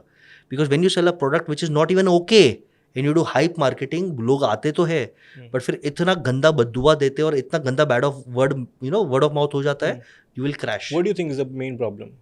दे don't have service centres. Okay you are selling a bike but there are lot of glitches, product ready नहीं था, आपने हाइप में बिकवा दिया, और जो लोगों को तकलीफ है सर्विस सेंटर्स पे बैटरी सॉल्व नहीं हो रहा, डिस्प्ले सॉल्व नहीं हो रहा, सर्विस सेंटर्स पे बाइक ऐसे ही पड़ी है. अभी बेचारा आदमी ₹1,00,000 for a lower middle class is a good amount, वो देखे उसको प्रॉब्लम सॉल्व नहीं कर रहा. 40% people are fed up and are burning their bikes और जस्ट डंपिंग देयर बाइक्स. तो अब आप देखो, Ola at one time at the highest market share in Ola bikes, e bikes shrink हो रहा है, एथर आ रहा है, हीरो इज डूइंग फैंटास्टिक और they are killing it. And my prediction in within the next 2 years, ये तो अच्छा है, इसके पास वैल्यूएशन है, कैश फ्लो, तो वो सर्वाइव कर रहा है. Within 2 years unless drastic oversight वो चेंज नहीं करता, फटेगा. Okay so you have train multiple businesses, Yes. है ना, बहुत सारे लोगों को आपने कोच भी किया है जी बहुत छोटे बिजनेस भी रहे होंगे, बहुत बड़े मास्टर ब्लास्टर बिजनेस भी रहे होंगे. जी. What do you think is India में क्या मिथ चल रहा है बिजनेस कोचिंग को लेकर? सबसे पहले तो business coaching is not motivation. 99% जो बिजनेस कोचेस है वो अपने आप को मोटिवेशनल स्पीकर बना के फिर अपने आप को बिजनेस कोच बोलते हैं. ट्रू सर, एग्जैक्टली, और यही हो रहा है. ये स्कैम है. I tell you why. Motivation is good, आपको लाइफ में पंप होना है, आप एग्जाम्पल सीखो, leadership coaching is good. Business coaching is a very depth topic, और वो वही इंसान कर सकता है जिसने बिजनेस किया है. आपको क्रिकेट का कोच बनाना है, मैं आपको 3 ऑप्शंस देता हूँ. आपके पानवाला, हर्षा भोगले या सुनील गावस्कर, किसको आप क्रिकेट कोच बनाओगे? क्यों? देखो प्लीज अंडरस्टैंड, पानवाला भी ज्ञान देता है, कमेंट्री देता है, बट उससे खुद क्रिकेट खेला नहीं है. Harsha Bhogle is a rare breed जो बहुत फैंटास्टिक इनसाइट्स देता है, बट उसने क्रिकेट खेला नहीं है, but is a rare I am breed जो अच्छा रीडिंग करके इनसाइट्स देता है, but he can not coach. Sunil Gavaskar ने पिच खेला है, कैप्टन किया है, बाउंसर हिट लिया है, सेंचुरी मारा है. भले किसी ने बिजनेस करके फेल हुआ, वो और अच्छा कोच होगा. Please understand, successful people are usually bad coaches, but fail or moderately okay people are better coaches. क्यों? बिकॉज उन्होंने मिस्टेक्स किए, वो मिस्टेक्स दूसरे के साथ शेयर कर सकते हैं. तो आजकल के लोग यूट्यूब से और वीडियोस देख के, यूएस के किताब देख के, अच्छा स्टाइल बोल के, महंगी घड़ी महंगी गाड़ी दिखा के लोगों को बोलते हैं मैंने करोड़ों कमाए और आप हमसे सीखो. Go do that 2-3 days programme, but उनको ब्लाइंडली फॉलो मत करो. If you want to follow someone, follow those जिन्होंने खुद ने बिजनेस किया और खुद ने स्केल किया, उनको फॉलो करो. ये मेरा एक रिक्वेस्ट है. So of course business coaching is required, क्योंकि 3 रीज़न है. आप अपने आप को पढ़ा नहीं सकते, there is no shortcut to experience. आप खुद करने जाओगे 5 साल लगेगा. मेरा 20 साल का ग्राउंड का एक्सपीरियंस, मैं 10,000 लोगों को कोच किया हूँ, उनका एक्सपीरियंस मैं आपको 6 महीने में दे सकता हूँ. तो why want to invest 10 years? You can take the experience कि this will work, this will not work, ये सॉफ्टवेयर अच्छा है, ये सॉफ्टवेयर बुरा है, ये प्रोसेस अच्छा है, इंटरव्यू में ये क्वेश्चन अच्छा है. 10,000 लोगों का फेलियर और सक्सेस कलेक्टिव आपको समराइज करके मिल रहा है मेरे थ्रू या मेरे जैसे लोगों के through. Why can't we use that? तो बिजनेस कोचिंग इज इंपॉर्टेंट अगर राइट एक्सपीरियंस आपको मिलता है, और एक्सपीरियंस आपको अगर फास्ट लेना है तो एक अच्छा कोच रखो, सीखो, ब्लाइंडली फॉलो मत करो. डोंट बी धृतराष्ट्र, क्योंकि कोच अगर शकुनी मामा रहा तो आपको बर्बाद करेगा. एग्जैक्टली. कॉमन सेंस रखो, स्पिरिचुअलिटी को ऑन रखो, सुनो और अपना बुद्धि अपनाओ प्लीज. Amazing insight sir. अगर बिजनेस की भी बात करते हैं ना, सो जैसे ऐसे मैंने आपको बताया 4 कैटेगरीज हैं स्टार्टिंग में। यस तो सबसे पहले अगर मैं बात करूं जो कैटेगरी अभी अनएम्प्लॉयड है, let's say talk about them, सबसे पहले बात करते हैं क्योंकि इंडिया में बहुत बड़ी पॉपुलेशन है जो अभी अनएम्प्लॉयड है। एंड उसमें से भी अगर आप कैटेगराइज करेंगे तो बहुत सारी पॉपुलेशन आपको वो मिलेगी जो एम्प्लॉयबल ही नहीं है, यस उनको नौकरी देने लायक ही नहीं है वो। This is very harsh reality, but ground reality यही है। We also interview some people right जो आते हैं टेक्निकल होके भी उनको पता नहीं है कि यूनिट्स क्या है राइट ऐसा चल रहा है। सो इस इन्वायरमेंट में इंडिया में बहुत सारे ऐसे मोटिवेशनल स्पीकर्स हैं, बहुत सारे ऐसे मीडिया की बात करूं, जैसे अभी आपने बोला कि मीडिया ने क्या एक परसेप्शन बना दिया है ना कि अंटिल अनलेस आपका 1000 करोड़ का बिजनेस है तभी आप एक सक्सेसफुल बिजनेस पर्सन हो, और उसने बहुत सारे लोगों के दिमाग में डाल दिया कि हमको भी उस लाइमलाइट में आना है राइट। उस चक्कर में सब लोग सोच रहे हैं कि अपने को भी धंधा बनाना है, लेकिन धंधा कैसे बनाएंगे जब इंडिया के लोग उतने एम्प्लॉयबल ही नहीं है राइट। तो सबसे पहले तो उस कैटेगरी की बात करते हैं जिनके पास अभी कोई जॉब नहीं है, कोई इंटर्नशिप नहीं है और उनको धंधा बनाना है, सीरियस भी हैं कुछ लोग, उनकी बात करते हैं वो कैसे कर सकते हैं काम। अगर धंधा बनाना है तो पहले 1 साल की इधर नौकरी करो और ढंग का पहले 20,000 पगार बनाने की औकात रखो। सॉरी पर मैं इसके लिए बोलता हूँ, इंस्टाग्राम पे देख देख के फेम सक्सेस दिमाग में मत रखो, चप्पल घिसो। बिना चप्पल घिसे आप एंटरप्रेन्योर नहीं बन सकते। There are 4 factories an entrepreneur must compulsory have. Ice factory always काम, क्योंकि फटने वाली है, गाली सुनने वाले हो बिजनेस में, लॉस होने वाला है। आइस फैक्ट्री नहीं तो धंधा नहीं कर सकता। सेकेंड, शुगर फैक्ट्री, प्यार देके लोगों का दिल नहीं जीत पाएगा, हमेशा भड़क के गाली गलोची करेगा, people not work with you. असली ग्रोवर रील्स में अच्छा लगता है, रियल लाइफ में अच्छा नहीं लगता। हाँ। थर्ड, यहाँ पे कोरोना की फैक्ट्री, जिगर होना चाहिए यार कि I am the best, you know I will forgive people. चल, ये जिगर नहीं है, धंधा नहीं कर सकते। एंड फोर्थ, पैरों में चक्र। 4 फैक्ट्री नहीं है, एंटरप्रेन्योर मत करो। तो जो निब्बाज निबीज छपरी, सॉरी मैं ये बोल रहा हूँ, प्लीज ग्राउंड पे आइए। डॉली चाय वाला बनना है तो पहले चाय का रेट क्या है, दूध का रेट क्या है, शक्कर का रेट क्या है, ग्राउंड पे रह के चाय बनाए, फिर डॉली चाय वाला बनिए। Okay, and best thing is work with someone, learn experience. Business करना जरूरी नहीं है, अच्छे कंपनी में काम करके आप वर्किंग पार्टनर बन सकते हो। Who is stopping you? अच्छी कंपनी में काम करो, आप फ्रेंचाइजी ले सकते हो, आप एम्प्लॉयबिलिटी कर सकते हो। तो please please please work work work work work. और जिन लोगों को ऐसा बोलते काम नहीं है, गलत है। हमारे और हमारे हजारों एंटरप्रेन्योर्स इंटरव्यूज लेते, तो आज के आधे यूथ, खास करके Gen Zs, don't show up for interviews. Sir आज मूड नहीं है, फॉर ग्रांटेड ले लिया अपॉर्चुनिटीज को, मिल जाएगा सर, आज मूड नहीं है, वर्क फ्रॉम होम चाहिए। भाई नो फेसबुक, इंस्टाग्राम और big ISRO, UPI, nothing was made from work from home. घर से काम करेगा तो कंफर्ट जोन में रहेगा। गो टू ऑफिस, वो कल्चर, वो environment, learn from others, brainstorm, वो काम करने का एक पद्धति होता है। वर्क फ्रॉम होम में मेरा फेवरेट डायलॉग है, इतना ही वर्क फ्रॉम होम का शौक है तो जब शादी करोगे तो हस्बैंड वाइफ दोनों अपने अलग वर्क फ्रॉम होम करना, हनीमून भी अलग वर्क फ्रॉम होम से करना। चलेगा नहीं? You need to meet, you need to meet to have that chemistry, to have that fun. तो बिजनेस में भी यू नीड टू मीट। तो ये वर्क फ्रॉम होम का माहौल निकाल दो, बी रियली स्किलेबल एंड एम्प्लॉयबल। आप बोलते हो कि काफी तो लोग एजुकेटेड ही नहीं है, जो एजुकेटेड है वो स्किलेबल और एम्प्लॉयबल नहीं है। आप आईटी इंजीनियर्स देख लो, टीसीएस, विप्रो, भेड़ बकरी जैसे उनको बल्क में लेते हैं और 1 साल उन्हें ट्रेन कराते। ये शर्म की बात है देश में कि यूथ 4 साल पैसा खर्च के कॉलेज में जाता है और उसके बाद भी टीसीएस और विप्रो उनको और 1 साल ट्रेन देता है, यानी जिंदगी का 1 साल बर्बाद और वो 4 साल बर्बाद, कंपनी का पैसा बर्बाद, कितना इकोसिस्टम का नुकसान। तो somewhere I think education system has to revamp drastically and we need to focus on practical internships. और ये प्रैक्टिकल इंटर्नशिप मेरे हिसाब से 12-13 साल के एज में ही स्टार्ट हो जाना चाहिए। Not child labour but smart practical. ये यंग एज से चालू करोगे आपका काम हो जाएगा। तो ये जो फर्स्ट सेगमेंट के लिए बी एम्प्लॉयबल, आप इंटर्नशिप्स करो। कुछ नहीं होता तो आर्मी की अग्निवीर है स्कीम में, उसमें अप्लाई कर लो और वो सिस्टम अग्नि परीक्षा डिसिप्लिन में 4-5 साल काम कर लो, लाइफ बन जाएगी। कोई भी कॉर्पोरेट सलाम करके आपको नौकरी दे देगा। कुछ नहीं मिलता, देश की सेवा कर लो 4 साल। बट ऐसा रोते रोते इंस्टाग्राम पे रील ऐसा करके कुछ लाइफ में नहीं होने वाला। सेकंड कैटेगरी की अगर बात करते हैं, ऐसे जिनके पास एम्प्लॉयमेंट है और वो बिजनेस बनाना चाहते हैं, श्योर, उनके लिए क्या है प्रोसीजर? ये बहुत सिंपल है कि फर्स्ट बिजनेस करना क्यों है। मैं हमेशा बोलता हूँ, मेरा फेवरेट डायलॉग है, अगर किसी कंपनी के हनुमान बन सकते हो तो हनुमान बनो, नई कंपनी के राम भगवान मत बनो। Don't start a company if you can enjoy benefits of a job and become a director, get perks and be famous. Sundar Pichai साहब कंपनी थोड़ी स्टार्ट की, कर सकते थे ना वो टेक स्टार्टअप। ट्रू। गूगल में काम किया, आज गूगल के सीईओ है, शेयर्स है, नाम शोहरत सब है। तो अगर आप राइट कंपनी में काम कर रहे हो, जिनके लीडरशिप में वो संस्कार वो वैल्यूज है, आप वहाँ पे ग्रो करो। अच्छा, आपको लगता है कि I am made for startup और आपके पास पैशन है, तो फर्स्ट प्लीज इंश्योर कि आपके पास 6 मंथ्स का कैश फ्लो घर चलाने के लिए, क्योंकि नहीं तो वो प्रेशर में आप झेल नहीं पाओगे। बिजनेस इज अनसर्टन, 1 साल 2 साल स्ट्रगल हो सकता है। तो प्लीज आप सेविंग करके, ईएमआई ज्यादा ना करके, लाइफ में ज्यादा पार्टी वार्टी उड़ा के नहीं, सेविंग करके 6 महीने आपका घर ईएमआई चले उतना कैश फ्लो अक्यूमुलेट करो। फिर सेकेंड स्टेप इज, आप जो जॉब कर रहे हो अपने ओनर से बोलो कि सर 1 घंटा जल्दी छोड़ो, इस साल इंक्रीमेंट मत दो, मैं 9 to 5 नहीं 9 to 4:30 करूंगा। सैटरडे संडे और रात को गिग इकोनॉमी स्टार्ट कर दो। ओके।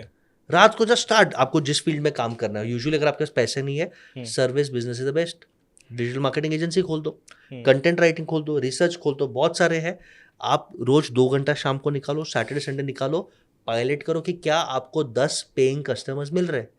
जिस दिन 10 पेइंग कस्टमर्स मिल गया, कॉन्फिडेंस आ गया, 6 महीने का कैश फ्लो है, आप अच्छे टर्म्स पे हैंड ओवर करके क्विट करो और ऐसे रिलेशन रखो कि खुदा ना खास्ता बिजनेस फेल हुआ तो 3 साल बाद वो वापस आपको ले सकते। और हायर पोस्ट पे लेते लोग एज ए कंसल्टेंट, क्योंकि भाई तू ईमानदारी से गया, तूने हमारा नुकसान नहीं किया, तूने बिजनेस किया, तो आज तेरी तैयारी परिपक्वता और है, नहीं चला कोई बात नहीं, आजा वापस और डबल प्रमोशन में आजा। राइट। तो ये स्मार्ट स्ट्रैटेजी से आप काम करो। थर्ड कैटेगरी पे आते हैं सर, जिनके पास ये मुझे लगता है कि ये भी एक बहुत बड़ा सिग्निफिकेंट कैटेगरी है जी। जिसमें ऑलरेडी लोगों के पास बिजनेस है एंड वो अच्छा कर रहे हैं, एंड उनको अब जिनके पास 5 लाख का बिजनेस है वो 5 करोड़ का करना चाहते हैं, जिनके पास 5 का है वो 500 का करना चाहते हैं, जिनके पास 500 का है वो 5000 का करना चाहते हैं, 5000 का 5 लाख का करना इसको चाहते ग्रो हैं। करना है, ग्रो करना है, स्केल करना है, इनके लिए क्या स्ट्रैटेजी है? बिजनेस छोड़ दो, समझाता हूँ डिटेल में। आपकी जितनी ताकत थी, आपकी जितनी क्षमता थी, आपने उतना किया। Now surrender to a process. जो 50 करोड़ बना चुका है वो कंपनी का आदमी लो और उसको बोलो कंपनी रन कर, मैं सीखूंगा। हमारा ईगो डाइजेस्ट नहीं होता, यस। करो। और वो आदमी भी इसके लिए आएगा क्योंकि वो कंपनी में वो छोटा रोल है, ये कंपनी में बड़ा रोल कर सकता है, तो वो भी आएगा आपके पास।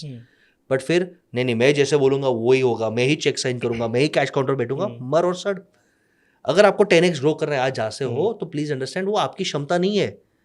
हर कंपनी में ब्रह्मा अलग होता है तो विष्णु अलग होता है। ब्रह्मा स्थापना करता है बट मैनेज ब्रह्मा नहीं करता, स्केल और मैनेज विष्णु करता है। हैंड ओवर योर बिजनेस, छोड़ो पावर, छोड़ो, डेलीगेट द टास्क। सबसे बेस्ट एग्जांपल देता हूँ, आई थिंक एक स्पाइसेस कंपनी निर्लॉन या नाम है, मैंने उनका पॉडकास्ट देखा। वो जब छोटे टर्नओवर पे थे तो उन्होंने एक बड़े कंपनी के आदमी को अप्रोच किया, ह्यूज सैलरी पे। वो आदमी ने बोला सर मैं सैलरी कट लूंगा पर मेरा एक कंडीशन है, मैं आपकी कंपनी को ज्वाइन करूंगा एज ए सीईओ, और कोई भी डिसीजन लेंगे तो आप और मैं डिसाइड करेंगे, डिस्कस करेंगे। बट अगर ऐसा कोई डिसीजन होगा जो मुझे लगता है प्लान ए और ओनर को लगता है प्लान बी, तो मेरा राइट है प्लान ए ही होगा, ये आप मेरे को राइटिंग में दो तो मैं आता हूँ। वो आदमी ने बोला नहीं नहीं ये मेरा कंपनी है, रजिस्ट किया, फिर अल्टीमेटली सरेंडर किया। आज कंपनी 100x ग्रो हुआ है, 100x ग्रो हुआ है, क्योंकि वो ओनर की क्षमता ही नहीं थी, उसको मालूम ही नहीं है कैसे करना। आपको मालूम ही नहीं आप कैसे करोगे, और आप खुद करने जाओगे 100 साल निकल जाएगा, आप मर जाओगे। बट जो ऑलरेडी बड़े कंपनी में काम कर रहा है, जो ऑलरेडी जी चुका है, उसको इन्वाइट करो, सरेंडर करो। तो please invest in coaching, please invest in having good team, please invest in new marketing to scale. अगर आप वही करोगे जो इतने साल करते आ रहे हो तो उधर ही मरोगे। ग्रो करने के लिए नया करो तो proven people, proven experience, proven systems में इन्वेस्ट करो तो आप ग्रो कर पाओगे। ओके, तो इससे कोई भी बिजनेस हो वो स्केल अप कर सकता है 100%, क्योंकि आपसे ज्यादा बेटर कोई ना कोई बिजनेस तो कर रहा है। उसे कोई एक एम्प्लॉय को पकड़ के कंसल्टेंट बना दो, टीचर बना दो, वो सिखाएगा आपको। ओके सर, इसी कैटेगरी में जैसे जो बिजनेस ऑलरेडी अच्छा कर रहे हैं तो उन्हीं के सामने ये समस्या भी आती है कि when to launch the IPO. Sure, ये हर कंपनी जो बड़ी हो रही है, स्केल कर रही है, वो फेस करती है। ये क्या साइज है मैं आईपीओ लॉन्च करने का? कोई साइज नहीं है। मिनिमम साइज बोल देता हूँ, जिस दिन आप 1 करोड़ रुपया नेट प्रॉफिट, जो बहुत बड़ा अमाउंट नहीं है, 1 करोड़ रुपया नेट प्रॉफिट पैट, 1 करोड़ बहुत बड़ा अमाउंट नहीं है। आप 3-5 साल मेहनत करो, गाइडेंस लो अच्छे लोगों से, आप इजीली पहुंच सकते हो। इजीली छोटा दुकानदार, छोटा फैक्ट्री, छोटा डॉक्टर इजीली पहुंच सकता है। छोटा बड़ा नहीं, मल्टीपल चेंज नहीं, बट 3 साल का ट्रैक रिकॉर्ड चाहिए आपको, 3 इयर्स का ट्रैक रिकॉर्ड, 1 करोड़ का पैट, मोटा मोटी you can launch N SME IPO. Start कर लो, कौन रोक रहा है आपको? एसएमई आईपीओ करना क्यों है, उसके एडवांटेजेस भी है, डिसएडवांटेजेस भी है। SME IPO, main board IPO. Advantage number 1, आज आपको लोन चाहिए, गवर्नमेंट के कुछ स्कीम्स है बट वो महंगे इंटरेस्ट में मिलते हैं। आप बैंक में लोन ले जाओगे तो बैंक क्या पूछता है, एक तो आपके नंबर्स दिखाओ, सेकंड आप गिरवी क्या रख रहे हो, मॉर्टगेज, कोलैटरल, ओके। आप या आपका घर या गाड़ी या गोल्ड या एफडी देना पड़ेगा। राइट। अगर मेरा आईपीओ निकल गया, मैं उसको बोलूंगा भाई मेरे कंपनी का वर्थ 20 करोड़ रुपया है, 10% शेयर रख, 2 करोड़ का वर्थ है, 1 करोड़ का लोन ला, लोन अगेंस्ट शेयर्स, और वो शेयर्स का पब्लिक वैल्यू है, it's now a respected entity, 2 crore की प्रॉपर्टी रखने की जरूरत नहीं है। सेकेंड, आपको एम्प्लॉय को रिटेन करना है, एम्प्लॉय को बोलो 5 साल काम कर, तेरे को मालिक बनाता हूँ। एम्प्लॉय बोलूंगा कैसे, ये ले राइटिंग में ईसॉप, 5 साल काम कर, कंपनी के 200 शेयर्स देता हूँ, which will be worth 5 lakh rupees, life में 5 लाख कमा नहीं पाएगा एक साथ, एक एग्जाम्पल दे रहा हूँ। You can give ESOPs in public companies. Private companies में आप शेयर्स दोगे, वो बोलेगा सर ये शेयर्स किसको बेचूंगा, बेटे की शादी करने शेयर्स किसको बेचूंगा, इसके अगेंस्ट लोन कैसे लूंगा, शेयर्स मिल गए। Third, you are respected reputed company, आप गूगल करोगे आपके बारे में दिखेगा, तो will get international clients, you will get better vendors, you will get better team members, कि हाँ रिस्पेक्टेड कंपनीज है, आपको अच्छे एम्प्लॉयज मिलेंगे। आजकल का प्रॉब्लम क्या है, लड़का छोटे कंपनी में काम नहीं करता। मैंने देखा हुआ यहाँ पे 20,000 पगार है, वो छोड़ के आईसीआईसीआई बैंक, कोटक बैंक में 18,000 पगार में काम करता है। मालूम है क्यों? सर शादी नहीं हो रही, लड़की लड़का पूछते कौन से कंपनी में काम कर रहे हो, रामू काका कंपनी बोलता हूँ, कोई लड़की नहीं मिल रही। आईसीआईसीआई बैंक बोलता हाँ ठीक है, अब नो यूर लिस्टेड कंपनी, अरे लिस्टेड कंपनी है, गूगल मार, तो वो रेप्यूटेशन है। डिसएडवांटेज क्या है कि आपकी कंपनी की ओनरशिप डाइल्यूट हो गई और हर महीने आपको हिसाब देना पड़ेगा सेबी को, गवर्नमेंट को, और प्रेशर रहेगा, ये डिसएडवांटेज है। तो इट्स ओके, जिसको पसंद है करो। Ultimate form of wealth creation is IPO, ultimate वो आप अपने एम्प्लॉयज, वेंडर्स सबके लिए कर सकते हो। And I appreciate Radhakrishna Damani DMart के, जब आईपीओ आया था उन्होंने अपने ड्राइवर को, अपने वेंडर्स को, अपने पुराने एम्प्लॉयज को सबको शेयर्स दिए, and that shares worth today minimum is 10 crore rupees, 10 crore rupees, 20 crore rupees, यानी आज 20 करोड़ रुपया ना जॉब से कितना मुश्किल है बहुत। बट जिस आदमी ने 6, 7, 10 साल काम किया उसको रिवॉर्ड दिया, भाई ये ले 50-100 शेयर्स रख, 1000 शेयर्स रख, जिसका आज कीमत 10, 20, 40, 50 करोड़ रुपए। एग्जैक्टली। तो this is wealth creation only possible through IPO. Okay, so you are also an investor. बिल्कुल, ठीक है। तो आपके सामने अगर बहुत सारी कंपनीज, जैसे अभी इंडिया में अगर राइट नाउ अगर आज आपको इन्वेस्ट करना हो किसी कंपनी में, लेट्स से आपको 1 करोड़ रुपए इन्वेस्ट करना है किसी सर्टेन एबीसी किसी कंपनी में, श्योर, एज ए इन्वेस्टर कैसे, क्या क्या पॉइंट्स आप देखोगे, किस बेसिस पे आप कौन सी कंपनी चूज करोगे और क्यों? बहुत सिंपल है। मैं पहले एक बैकग्राउंड दे दूं। I have invested in 40 companies, sizeable amount, और 16 कंपनीज का आईपीओ हम लॉन्च कर रहे हैं इन द नेक्स्ट 12 मंथ। 16 कंपनीज का आईपीओ हमारे मेंटीज का लॉन्च कर रहे हैं। यानी I love this investing valuation journey. Wealth create किया तो this is how you create hyper wealth with values. जब मैं कोई भी कंपनी में इन्वेस्ट करता हूँ, मेरा कुछ रूल्स होते हैं। देयर आर 7 गोल्डन प्रिंसिपल्स जो मैं शेयर करता हूँ। मैंने कभी बोला नहीं है, 7 गोल्डन प्रिंसिपल्स शेयर करूंगा। Principle number 1, I do not invest in single founder company. Ram के साथ मुझे लक्ष्मण और हनुमान चाहिए। या आपका को फाउंडर हो या स्ट्रॉन्ग कोर टीम हो। तू कितना भी शाहरुख खान हो, तू कितना भी सचिन तेंदुलकर हो, अगर आपकी टीम में धोनी नहीं है, विराट नहीं है, जहीर नहीं है, बुमराह नहीं है, आई विल नॉट इन्वेस्ट। क्योंकि 1% आदमी मर गया, हार्ट अटैक आ गया, बीमार हो गया, कंपनी खत्म। राइट, अभी आपने केस शेयर किया संजय भाई का, कितने आई डोंट वांट दैट। सो हम पहले ये चेकते। सेकंड, हम घोड़े पे नहीं जॉकी पे पैसा लगाते। तेरा आइडिया वाइडिया छोड़, तेरा बैकग्राउंड, आपकी पर्सनैलिटी, आपकी एथिक्स, आपकी एनर्जी, आपका जुनून, मैं वो चेक करता हूँ। मतलब फाउंडर सीईओ का बैकग्राउंड आप चेक करोगे? फाउंडर सीईओ का बैकग्राउंड, उसका एटीट्यूड, उसका रेफरेंस। क्योंकि आपने अगर लाइफ में लोगों को खुश नहीं किया, सक्सेसफुल नहीं बनाया, आपने कुछ अचीव नहीं किया, आपके टीचर्स आपसे खुश नहीं, एम्प्लॉयज आपसे खुश नहीं, तो आप इन्वेस्टर को थोड़ी खुश करोगे, आप ठगोगे ही। तो मैं दिस इज द लाइक 80% यहाँ पे फेल हो जाते हैं। फाउंडर पसंद में नहीं आता, लाइक मेरे थोड़े स्पिरिचुअल वैल्यूज है कि वो औरों का भला नहीं करेगा, एथिकल नहीं है, नहीं इन्वेस्ट करूंगा, छोड़ दो। बाकी लोगों को करोड़ों कमा रहे तो मुझे नहीं कमाना है। थर्ड, मैंने जो पीस बोले थे, what problem are you solving, what is the problem you are solving, and fourth, how big is this a market. आप प्रॉब्लम सॉल्व करो कि चाय में अदरक नहीं है, तो भाई वो छोटा मार्केट है। आप प्रॉब्लम सॉल्व करो कि मैं ऐसा चाय बनाने वाला हूँ जो टेस्टी भी है और उससे पी के वेट लॉस भी होगा। हाँ भाई, पर्पस है। अभी प्रॉब्लम भी और मार्केट भी अच्छा है। फिर मैं 5th पॉइंट देखूंगा, what is the unique ability you have in terms of skill set. Problem भी है, मार्केट भी है, तेरे पास आज ऐसा क्या है सीक्रेट वेपन जो ये प्रॉब्लम को सबसे बेस्ट अटैक कर पाएगा। फिर 6 पॉइंट में देखूंगा, how fast this can become a 1000 crore company.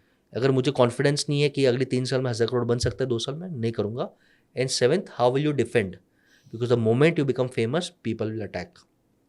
उदाहरण देता हूँ, बीच है, बीच पे लोगों को प्यास लगता है, एक आदमी ने अपॉर्चुनिटी देख के वहाँ पे नारियल का स्टॉल लगा दिया, वहाँ पे भीड़ लगने लग गई, 7 दिन के बाद 10 नारियल के स्टॉल आ गए, जाएंगे। How will you defend? So let me summarise, founders and the core team, founders ability, what problem are you solving, what is the market size, what is your unique strength that you have, can you reach 1,000 crore very very fast and how will you defend? ये 7 चीज को paper पे analyse कर लो, 7 में टिक मार के बसेश गाला 100% invest करेगा, 100%। 7 में से एक में भी टिक मार्क है नहीं है, नहीं करूँगा। वाह, मुझे लग रहा है ये बहुत काम आने वाला है लोगों के। मुझे इवन जो मिडिल क्लास फैमिली है ना, वो भी ढूंढते हैं। मतलब आप एजीएम में तो आप जनरली गए ही होंगे, बहुत सारी कंपनीज आपने 40 में इन्वेस्ट किया है, तो एनुअल मेरे पास अभी एक आया, जैसे I am working in an organisation, उसी का एनुअल जनरल मीटिंग था। उसमें पता है आपको, मतलब एज अ मिडिल क्लास अगर आप देखोगे ना, जो लोग इन्वेस्ट किए हुए हैं ना, मतलब उस दिन मुझे पता लगा कि नेवर जज a book by its cover बोलते हैं ना, तो बहुत बार मैंने सुना था, समझा था, लेकिन उस दिन मुझे ठक से लगा। क्यों लगा? सब पूरे बोर्ड मेंबर्स बैठे हैं, 4-5 लोग, मतलब उसमें पहले शायद अप्लाई करना पड़ता है कि will appear on that, and उसमें लग गया नंबर। तो भाई साहब सामने आए एक स्क्रीन पे, बहुत ही जनरल सा एकदम, कुछ ऐसा कुछ खास नहीं था उनका पहनावा, बहुत शालीनता से बैठे थे, लेकिन आप जज नहीं कर पाओगे कि इतने बड़े इन्वेस्टर हैं, राइट? तो जब वो बोलने लगे ना, तो उस इन्वेस्टर मीटिंग में आप सोचो कि पूरे एजीएम मीटिंग में सबको हंसा के रख दिया, ऐसे ऐसे पॉइंट्स बोले, और इतने छोटे पॉइंट्स, और वो बहुत वैल्यूएबल पॉइंट्स थे। तो उसमें से एक पॉइंट था कि एक तो सर आप स्प्लिट कब लेकर आ रहे हो, राइट? तो मेरा अगला क्वेश्चन आपके पास होने वाला है कि किसी कंपनी को स्प्लिट कैसे करना है, कब लेकर आना है। दूसरा उन्होंने बोला कि सर ये जो आपकी फोटोग्राफ है ना, मतलब जो आपकी रिपोर्ट आती है पूरी एनुअल रिपोर्ट, उस फोटोग्राफ में आपका फोटो ब्लैक एंड वाइट है, उसको कलरफुल कर दो। बहुत इफेक्ट पड़ रहा है ये लोगों पे, और ये पॉजिटिविटी देता है। मैंने कहा यार ये चीज़ें छोटी छोटी नोटिस करने वाली कितनी चीज़ें हैं ना। मैंने कहा यार, जब पूछता है एक इन्वेस्टर किसी कंपनी के साथ कितने दिल से जुड़ा हुआ रहता है, राइट? जब वो एजीएम में अगर ऐसे ऐसे सवाल फाउंडर से पूछता है, तो मतलब आप सोच सकते हैं कि कितना इन्वेस्टेड है वो खुद। पैसे तो लगाए है, बट वो वैल्यू, मतलब इमोशनली भी उतना इन्वेस्टेड है उसका, मॉनिटर भी कर रहे हैं, उम्मीद लगा रखा है मेरा कंपनी है, राइट? मतलब आपने अपने रिपोर्ट को इतनी डिटेल में नहीं देखा कि जिसने उसने देख लिया। तो यहाँ से अगर मैं आपसे पूछूं, किसी कंपनी को अगर स्प्लिट लेकर आना है अपना, तो what's the right time? There are 2 types of split technically. एक होता है स्टॉक स्प्लिट, एक होता है कंपनी खुद स्प्लिट हो, डीमर्जर हो। कंपनी डीमर्ज तब होता है जब मैक्सिमम वैल्यू अनलॉक कर सकता है। उदाहरण देता हूँ, टाटा व्हीकल्स एक कंपनी है जिसका वर्थ फॉर एग्जांपल 100 करोड़ है। मुझे लगता है कि टाटा व्हीकल्स को अगर मैं डीमर्ज कर दूँ, टाटा पैसेंजर, टाटा कमर्शियल, दोनों को डीमर्ज करने के बाद राइट मार्केटिंग से 60 करोड़ वैल्यूशन ला दो, तो 120 करोड़ हो गया। तो ये चल रहा है। और एक एग्जांपल देता हूँ, आप मार्क कर लेना, जोमेटो कंपनी है। जोमेटो कंपनी ने अपना नाम इटरनल क्यों किया? क्योंकि कल उठ के जोमेटो अपने कंपनी में से और 3 बच्चे पैदा करेंगे, तीनों का आईपीओ निकालेगा। आज जोमेटो मर्ज्ड ही है 4 कंपनीज से, अब वो 4 अलग कंपनीज कर देगा। एक होगा जोमेटो जिसमें फूड डिलीवरी है, एक होगा सुपरस्टार ब्लिंकिट, एक होगा उनका हाइपर प्योर या हाइपर डिस्ट्रिक्ट जो भी है, एक होगा हाइपर प्योर है, एक डिस्ट्रिक्ट है। हाइपर प्योर B2B देता है, डिस्ट्रिक्ट लाइक बुक माई शो है। चारों कंपनीज को स्प्लिट करेगा, चारों का वो आईपीओ अलग निकालेगा। So whenever you have a story to sell and you can create a separate company, you do a demerger, you do a company split. Stock split एक टेक्निकल विषय है कि जब आपका शेयर बहुत वैल्यू बनता है तो आप प्राइस को रिलेट करने के लिए आप स्टॉक स्प्लिट करते हो, आप बोनस डिविडेंड्स देते हो, तो वो एक टेक्निकल इश्यू है जो प्राइस मैनेजमेंट लिक्विडिटी के लिए कंट्रोल करते हैं। तो इसका आंसर है। सर आपने जो 7 स्टेप्स आपने अभी शेयर किए, उसमें से लास्ट स्टेप आपने अटैक बोला, मुझे ना एक बहुत ज़बरदस्त चीज़ याद आ गई। आपने अटैक से कैसे डिफेंड करेगा सर, मुझे अभी LV का अगर आप एग्जांपल मैं आपको दूं, तो हॉस्टाइल टेक ओवर का मुझे बहुत प्यारा सा ये फंडा याद आता है कि जैसे ही आप बिजनेस में स्केल अप करने लग जाते हो, बहुत बड़े होने लग जाते हो, तो हॉस्टाइल टेक ओवर करते हैं बहुत सारे इन्वेस्टर्स, और वो फिर अपनी कंपनी में बना लेते हैं उसे। इससे कैसे बचना चाहिए हॉस्टाइल टेक ओवर से? राइट। देखो, हॉस्टाइल टेक ओवर तभी होता है जब मेजॉरिटी शेयर होल्डर्स, और कोई 26, 30, 40% बन सकता है। मैंने आपको लास्ट भी बोला था, सक्सेसफुल होने के लिए पीपल को इमोशनली जोड़ो। अगर आप 15% भी ओनर हो बट पीपल इमोशनली आपसे जुड़े हैं, वो हॉस्टाइल टेक ओवर को शेयर्स ही नहीं देंगे। Whenever you doing hostile takeover, उसका मतलब क्या है कि मैं 51% खरीद लूँ, मार्केट से 20-30% खरीद लूँ, और फिर मैं अनाउंस करता हूँ कि भाई आज कंपनी का प्राइस 300 है, मैं 350 में खरीदता हूँ, 2 मुझे शेयर दो। जैसे मेरे पास 40% आ गया, मैं बोर्ड को चेंज कर दूंगा। वो होता है हॉस्टाइल टेक ओवर। आपने इतना अच्छा लीडरशिप ब्रांडिंग किया है, स्टोरी टेलिंग किया है कि बाकी लोग 350 में वो शेयर्स ही ना दे। ये हुए है हिस्ट्री में। वो बोलेंगे नहीं, 300 में बसेस गाला ही करेगा क्योंकि वो 500 तक लेके जाएगा और हमारा पर्पस कोर वैल्यूज मेंटेन करेगा। When your team loves you, hostile takeover होता है और इमीडिएट क्रिटिकल कोर टीम बोलता है वी विल रिजाइन, बसेस है तो हमें हॉस्टाइल टेक ओवर नहीं होगा। व्हेन योर वेंडर से नहीं बसेस नहीं है तो हम सपोर्ट नहीं करेंगे, हॉस्टाइल टेक ओवर नहीं होगा। व्हेन योर कस्टमर से नहीं हम नहीं सपोर्ट करेंगे, हॉस्टाइल टेक ओवर नहीं होगा। People management is the key. People को आपने जीता तो आपने लाइफ जीता। लोगों को जीतना सीखो। People management, yes, I think this is very big lesson from this podcast. इस सेगमेंट की जब हम बात कर रहे हैं जो ऑलरेडी बिजनेस में है एंड वो बहुत अच्छा कर रहे हैं, जी, राइट, इनके बारे में बहुत सारी बातें हुई, बट इंडिया में हम लोग हैं, आप इसे दुर्भाग्य बोलिए क्या, कि कुछ बिजनेसेस ऐसे हैं जिनके लिए पाथ बहुत ही स्मूथ है, बहुत सही चल रहा है सब कुछ, लेकिन कुछ बिजनेसेस ऐसे हैं जो कि कर रहे हैं बट वो लॉस बुक कर रहे हैं डे बाय डे या year on year loss book कर रहे हैं, या फिर प्रॉफिटेबल नहीं है, या बहुत ही ज़्यादा मुश्किल आ रही है आगे बढ़ने में। तो फोर्थ कैटेगरी हमारी वो हो जाती है जो ऑलरेडी एग्जिस्टिंग बिजनेसेस है बट वो बहुत अच्छा नहीं कर पा रही है, श्योर, राइट। इसमें फैमिली बिजनेसेस भी हो सकती हैं, सारी तरीके के बिजनेस। तो ऐसे कैटेगरी के लिए आपका क्या सुझाव है? आप 5 P's को एनालाइज कर लो, जो मैंने स्टार्टिंग में फॉर्मूला दिया था, 5 P's और hidden 6 P। What is the problem you are solving? अगर आप कोई प्रॉब्लम सॉल्व नहीं कर रहे हो, आपके बिजनेस के थ्रू वैल्यू नहीं मिल रहा है और आप लोगों की प्रायोरिटी नहीं हो, कैन यू पिवट? आप पिवट करके कैन यू बिकम बेटर? अगर आप बेटर नहीं बन सकते और आप वो बेटर बनने के लिए जो माइंडसेट, रिसोर्सेज, टाइम चाहिए वो आपके पास नहीं है, there is no harm in selling your business. बेचो, मर्जर करो, ज्वाइन करो। मैं एक एग्जांपल देता हूँ। 3 CA कंपनीज मेरे पास आए अलग अलग, उनके पास 5-5, 10-10 CAs थे और वो बोलते कि सर हमको छोटे क्लाइंट्स मिलते हैं, बड़े क्लाइंट्स नहीं मिलते। बड़े क्लाइंट्स जाते हैं डेलॉइट, EY, ये लोग के पास, हम क्या करें? मैंने मस्ती में तीनों को लंच पे बोला why don't you merge? Set करो, विजन सेट करो, कोर प्रिंसिपल सेट करो, सिस्टम सेट करो, व्हाई डोंट यू मर्ज? बड़े कंपनीज को कॉन्फिडेंस होना चाहिए कि भाई 100 एम्प्लॉयज़ है, 15 लीडर्स है, सिस्टम से बड़ा ऑफिस है। जब आप 3 मर्ज करोगे, आपका पैसा, आपका पावर, आपका कैपिटल बढ़ेगा। ईजी नहीं है, बट अगर कॉमन विजन, मैंने क्या बोला था, कम्युनिकेशन, क्लैरिटी, कोऑर्डिनेशन अच्छा रहेगा, मैं मेंटर हूँ, मैं इंश्योर करूंगा कि फेयर है, व्हाई डोंट यू मर्ज?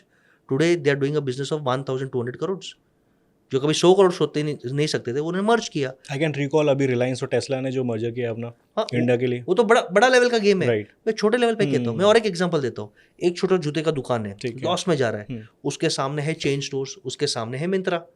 जैसे बाटा के चेन स्टोर्स है, मेट्रो के चेन स्टोर्स है। मेट्रो पे कोई मैन्युफैक्चर जाएगा तो बोलेगा जी हजूर, कितना मार्जिन चाहिए? बोलेगा 50% मार्जिन चाहिए, दिया। छोटे दुकानदार को बोलेगा 20% मार्जिन चाहिए, लेना ले, नहीं तो गेट आउट। तो एक दुकानदार है तो क्या इम्पैक्ट करेगा? मिंत्रा वाले को 45% सेम जूता, अभी वही जूता मेरे को 20% में मिल रहा है, कस्टमर 10% डिस्काउंट मांगता है, मैं 10% में धंधा कैसे करूँ? बाटा ने 20% डिस्काउंट देना चालू कर दिया, राइट। मिंत्रा पे 20% डिस्काउंट है, मैं 20% दूंगा तो मर जाऊंगा, क्या करूँ? I mean loss. One option is धंधा बंद कर दो, इट्स ओके, कोई शर्म नहीं है। या आप 3-3 किलोमीटर दूर में 5 जूते के दुकान को पकड़ लो। अभी 3 किलोमीटर दूर वाला दुकान वाला मेरा दुश्मन बन ही नहीं सकता, क्योंकि retail is a location game. कोई 4 किलोमीटर दूर होके मेरे पास जूता लेने नहीं आएगा। उनके साथ आप दोस्ती कर लो कि भाई हम जॉइंट परचेज करेंगे। अब कंपनी वाले को बोलो भाई मैं 500 पीस का ऑर्डर दे रहा हूँ, वो बोलेगा जी हजूर, क्या करना है? 50% डिस्काउंट चाहिए, पेमेंट हम 60 डेज चाहिए, देगा। और इंटरनल इतना अच्छा कोऑर्डिनेशन रखो कि आप 500 जूता, 100 जूता हर दुकान रख लो। ऐसे प्रैक्टिकली लोगों ने किया है। So if you can not win, either collaborate, you collaborate or you sell off. If you can not pivot, यानी अगर आप अपने आप को इंप्रूव नहीं कर सकते, कोलैबोरेट करो, डीमर्ज करो, मर्ज करो, एंड वर्स्ट केस जिद में मत रहो। रतन टाटा साहब ने जिद में टाटा नैनो रन किया, एक टाइम पे फिर उन्होंने बोला भाई ये हमसे नहीं हो पाएगा, बहुत लॉस हो गया, बंद कर दो, इट्स ओके टू क्लोज। बंद करने के बाद अगर लोग आपको सपोर्ट करते हैं, restart with a new business or become a consultant and guide others, उसमें भी पैसा है। मैंने हमेशा बोला दरवाजे खुले रखो, पुराने कंपनी के पास चले जाओ, अच्छे कंपनी के पास चले जाओ, बिकम अ कंसल्टेंट। आपकी डिमांड है क्योंकि आपने बिजनेस रन किया है, पीपल विल वैल्यू यू। बहुत लोग हैं जो आपकी वैल्यू करेंगे। जिद में, अहंकार में बिजनेस रन मत करना अगर लॉस हो रहा है और आप ये पीएस की चेकलिस्ट फुलफिल नहीं कर सकते। If you are not solving a problem, आप बेनिफिट नहीं दे पा रहे हो, आप प्रायोरिटी नहीं हो, पीपल आपके साथ जुड़ नहीं रहे हैं, पैसा प्रॉफिट नहीं आ रहा है, जिद मत करो, या तो कोलैबोरेट करो या बंद करो और लग जाओ और कोई काम। पर सर ये सारे जो एग्जांपल्स हैं वो कहीं ना कहीं प्रोडक्ट या फिर आइडिया से रिलेटेड है, सर्विस, बट हाँ सर्विस से रिलेटेड है। लेकिन इंडिया में बहुत सारी ऐसी समस्याएं बिजनेस के पास हैं या फिर वो बंद हो रही हैं, ज़्यादातर ईज ऑफ डूइंग बिजनेस के वजह से। इंडिया में आपको क्या लगता है कि क्या परेशानी है? What is the problem with India in doing business, या फिर ease of doing business India में इतना घटिया क्यों है? घटिया नहीं है, प्लीज अंडरस्टैंड। इंडिया में बिजनेस करना ईजी है, बिजनेस करना ईजी है, बिजनेस सक्सेसफुली रन करना बहुत टफ है, और सस्टेन करना उससे भी बहुत टफ है। Why? क्योंकि हम इंडियंस नालायक है, हम कैश को छोड़ते नहीं है, हम टैक्स की चोरी करते हैं, हम जोल जपाट करते हैं। तो गवर्नमेंट ने इतना रेगुलेशन दे दिया है, TCS, TDS, 7 तारीख को GST, ये GST, वो GST, क्योंकि हम इंडियंस है ही बेईमान। हम भगवान के सामने करप्शन करते हैं, भगवान के सामने रहते, भगवान मैंने पढ़ाई नहीं की, पास कर दे, ट्यूसडे उपवास कर दूंगा, वेडनेसडे मिठाई बांट दूंगा। 100 रुपये चढ़ाऊंगा। यानी भगवान के सामने हम करप्ट करते, तो फिर गवर्नमेंट कंटाल गया। गवर्नमेंट क्या बोलता है इनडायरेक्टली, मुझे ऐसा लगता है, कायदे में रहोगे तो फायदे में रहोगे, फॉलो सिस्टम्स और गेट आउट। तो बहुत गवर्नमेंट क्लियर है, और ये स्ट्रैटेजी है कि आइदर यू बी नीश और यू स्केल और यू गेट आउट। क्योंकि आप सुधरोगे नहीं, आप टैक्स नहीं दोगे तो देश कैसे चलेगा? So you think the tax system is justified? No, I don't think tax system justified, but I think रो धो के कुछ होगा नहीं। टैक्स सिस्टम को सुधारने के लिए 2 ही चीज़ करना चाहिए। If everyone starts paying fair taxes, कम हो जाएगा, रेवड़ी बंद होना चाहिए, and everyone should start paying fair taxes. अगर 1% पॉपुलेशन या 2% पॉपुलेशन टैक्स देगा तो सब मरेंगे। इफ 2 के बदले 20% पॉपुलेशन कमा ही रहा है ना, अगर वो सब टैक्स देंगे तो टैक्स कम हो जाएगा। Okay. Yes.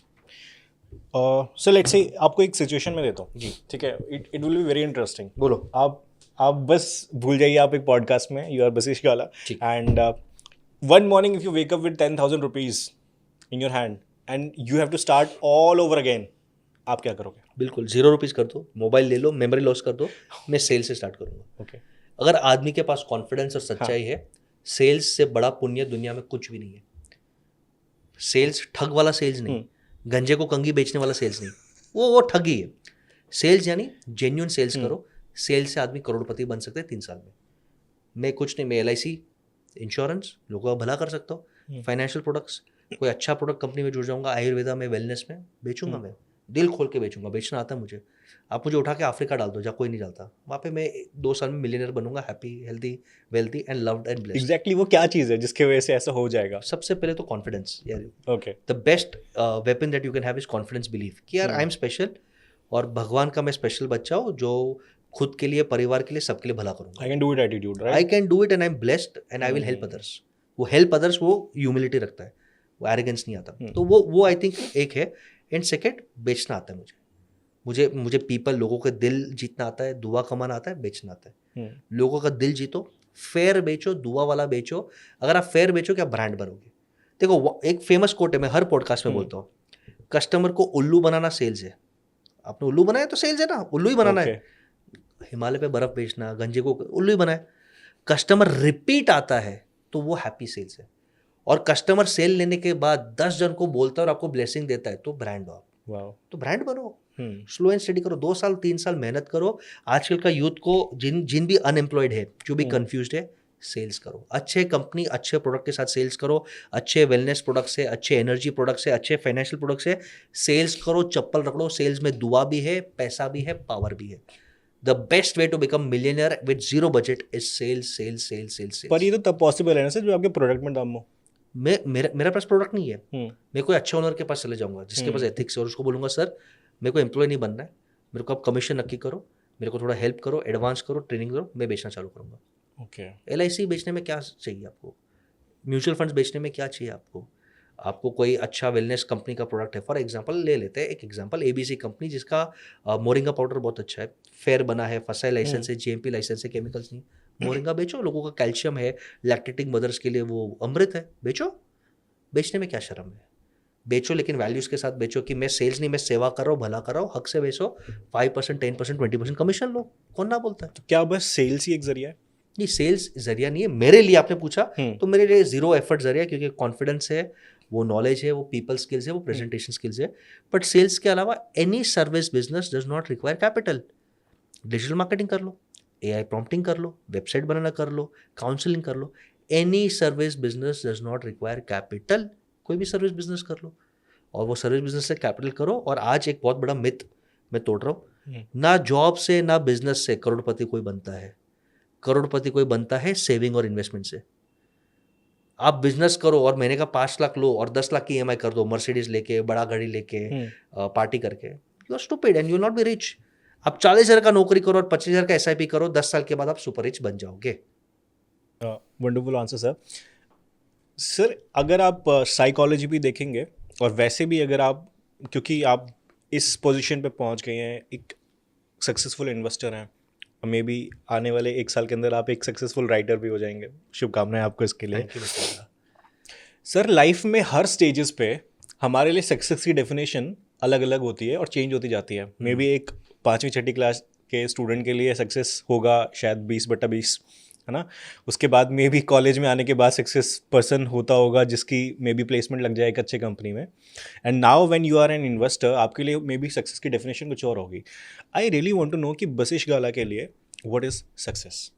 Ability and willingness to serve, यानी इतने काबिल हो कि सोचना ना पड़े अगर किसी को मदद करना है, in terms of knowledge, not just money, in terms of knowledge, in terms of network, in terms of fund, and willingness, इच्छा भी हो, लालची ना बने, अहंकार ना आए, ईगो ना आए। सो काबिलियत और करुणा, ये मेरे लिए सक्सेस है।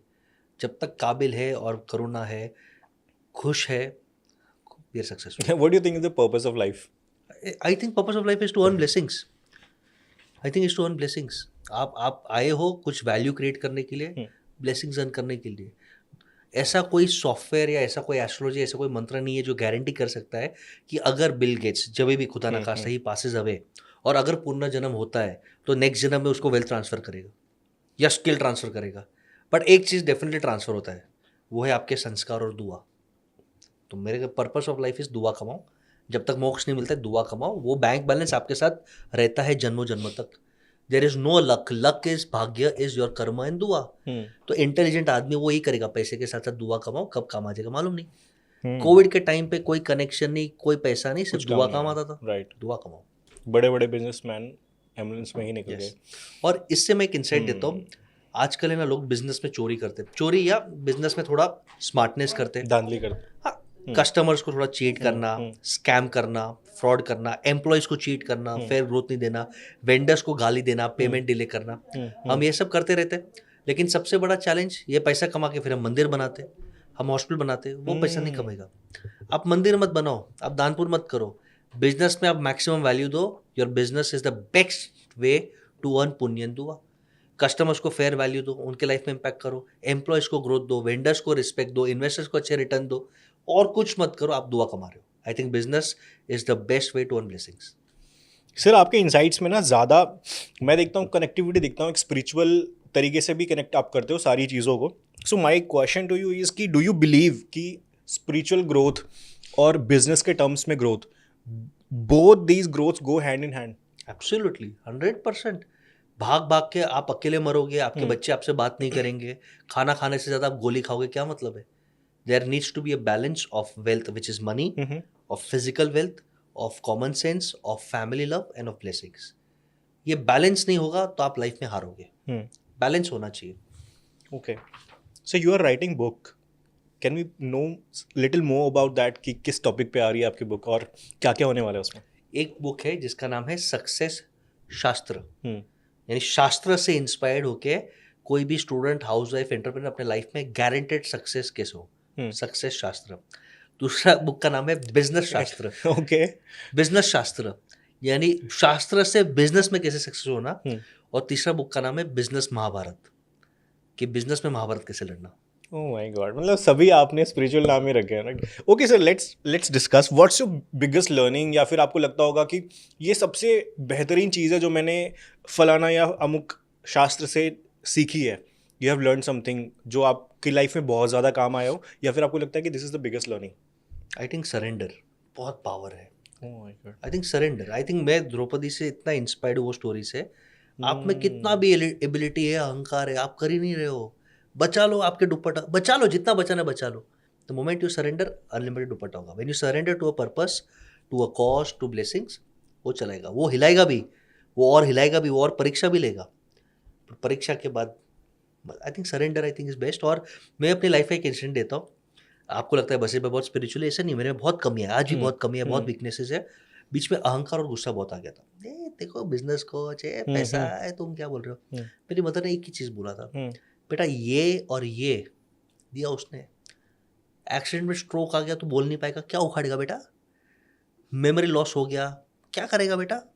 उस दिन यार ये उसकी भेंट है, राइट?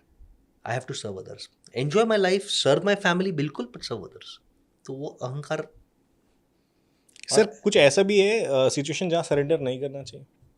नहीं, आई थिंक आप नेवर गिव अप। देखो सरेंडर का मतलब is not to give up. Okay, कर्म करो, दोनों डिफरेंट है। ये surrender is not give up. Okay, surrender is don't expect result. कर्म कर, फल की अपेक्षा मत कर, बट डोंट गिव अप। युद्ध लड़ना, अर्जुन को युद्ध नहीं लड़ना था, सामने कौरव है, नहीं मारना है, छोड़ दो यार, नहीं, अधर्म हो रहा है, गलत हो रहा है, लड़ो। बिजनेस में पैसा कमाना है, कंपटीशन है, लड़ो लड़ो भाई, लड़ो, महाभारत करो।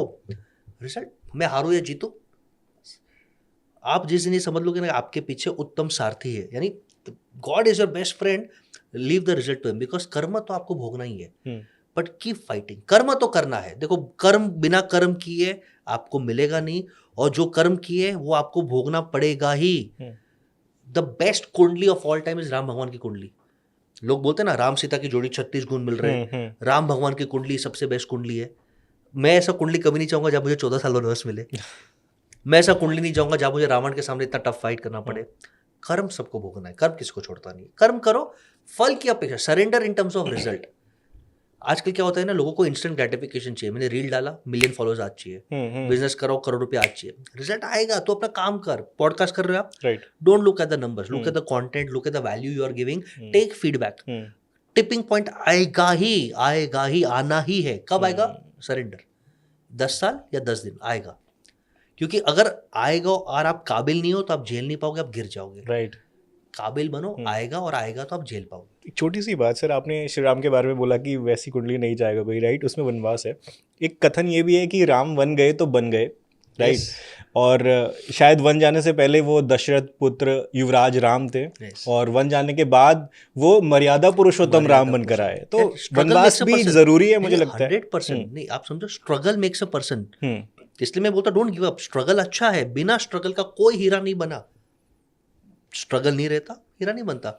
मैं एक छोटा सा इंसिडेंट देता हूँ मेरे लाइफ से। I was born in a rich family, जैसे आपको आइडिया आया। Family is extremely well to do, only son. मेरे मदर ने 10th के बाद बोलते बेटा आज के बाद 1 रुपये मिलेगा नहीं, रहने खाने का, ऑफकोर्स खाने पीने का, घूमने का, आपके एजुकेशन का, आपके बिजनेस का आपको फोड़ना है। टैलेंट है, फोड़ो। फेल होते हमें पीछे, फोड़ो। वो नहीं करते। आप इमेजिन करो, यूएसए में MBA किया, वो टाइम पे लैक्स यानी नियर टू करोड़ का खर्चा था। एजुकेशन लोन लिया, मैंने 2 जॉब्स किए, इतना स्ट्रगल किया। वो स्ट्रगल ने आज मुझे बनाया। अगर माँ बाप पैम्पर करते हैं, अरे बेटा एक लोता है, ये सब तो तेरे लिए, क्यों चिंता कर रहा है, आराम कर, घूम फिर, पोर्शे में घूम, प्राइवेट में जेट में जा, तो आज शायद हम यहाँ पे नहीं रहते। Struggle makes a man. Struggle कराओ। बिना स्ट्रगल का कैटरपिलर बटरफ्लाई नहीं बनता। उसको ककून में जाना पड़ता है, ट्रांसफॉर्म करना पड़ता है, पीड़ा सहन करनी पड़ती है, फिर वो बाहर आता है। स्ट्रगल तो करना पड़ेगा। Okay sir, so what do you think, India में मोटा भाई की फैमिली ऐसा क्या कर रही है जो अदर बिजनेसमैन नहीं कर रहे हैं? भाई देखो, इंडिया में 2 ही लोग सर्वाइव करेंगे लॉन्ग टर्म, या तो बहुत पैसा या तो बहुत पावर। मोटा भाई के पास दोनों है। मोटा भाई, आप समझो, आपके शादी में PM आए, उनके बच्चे की शादी में PM आते हैं, आशीर्वाद देके जाते हैं। पावर, पैसा और पावर जिसके पास है, और उसके साथ साथ वो डाइजेस्ट, पचा सकते, पचाना। There is no over arrogance. मंदिर बनाए शादी के टाइम पे, लोगों को प्यार से सर्व किया, घर खोला, बहुत गरीबों को खाना दिया। मे बी वो शो ऑफ नहीं है। नहीं, शो ऑफ है, बट वो शो ऑफ बहुत स्मार्ट स्ट्रैटेजी था।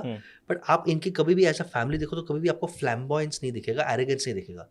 देखो 2 भाई थे, अनिल और मुकेश। अनिल के नाम में नील हो गया, मुकेश के नाम में कैश आ गया। But jokes apart, name numerology के jokes apart, Anil Ambani became flamboyant.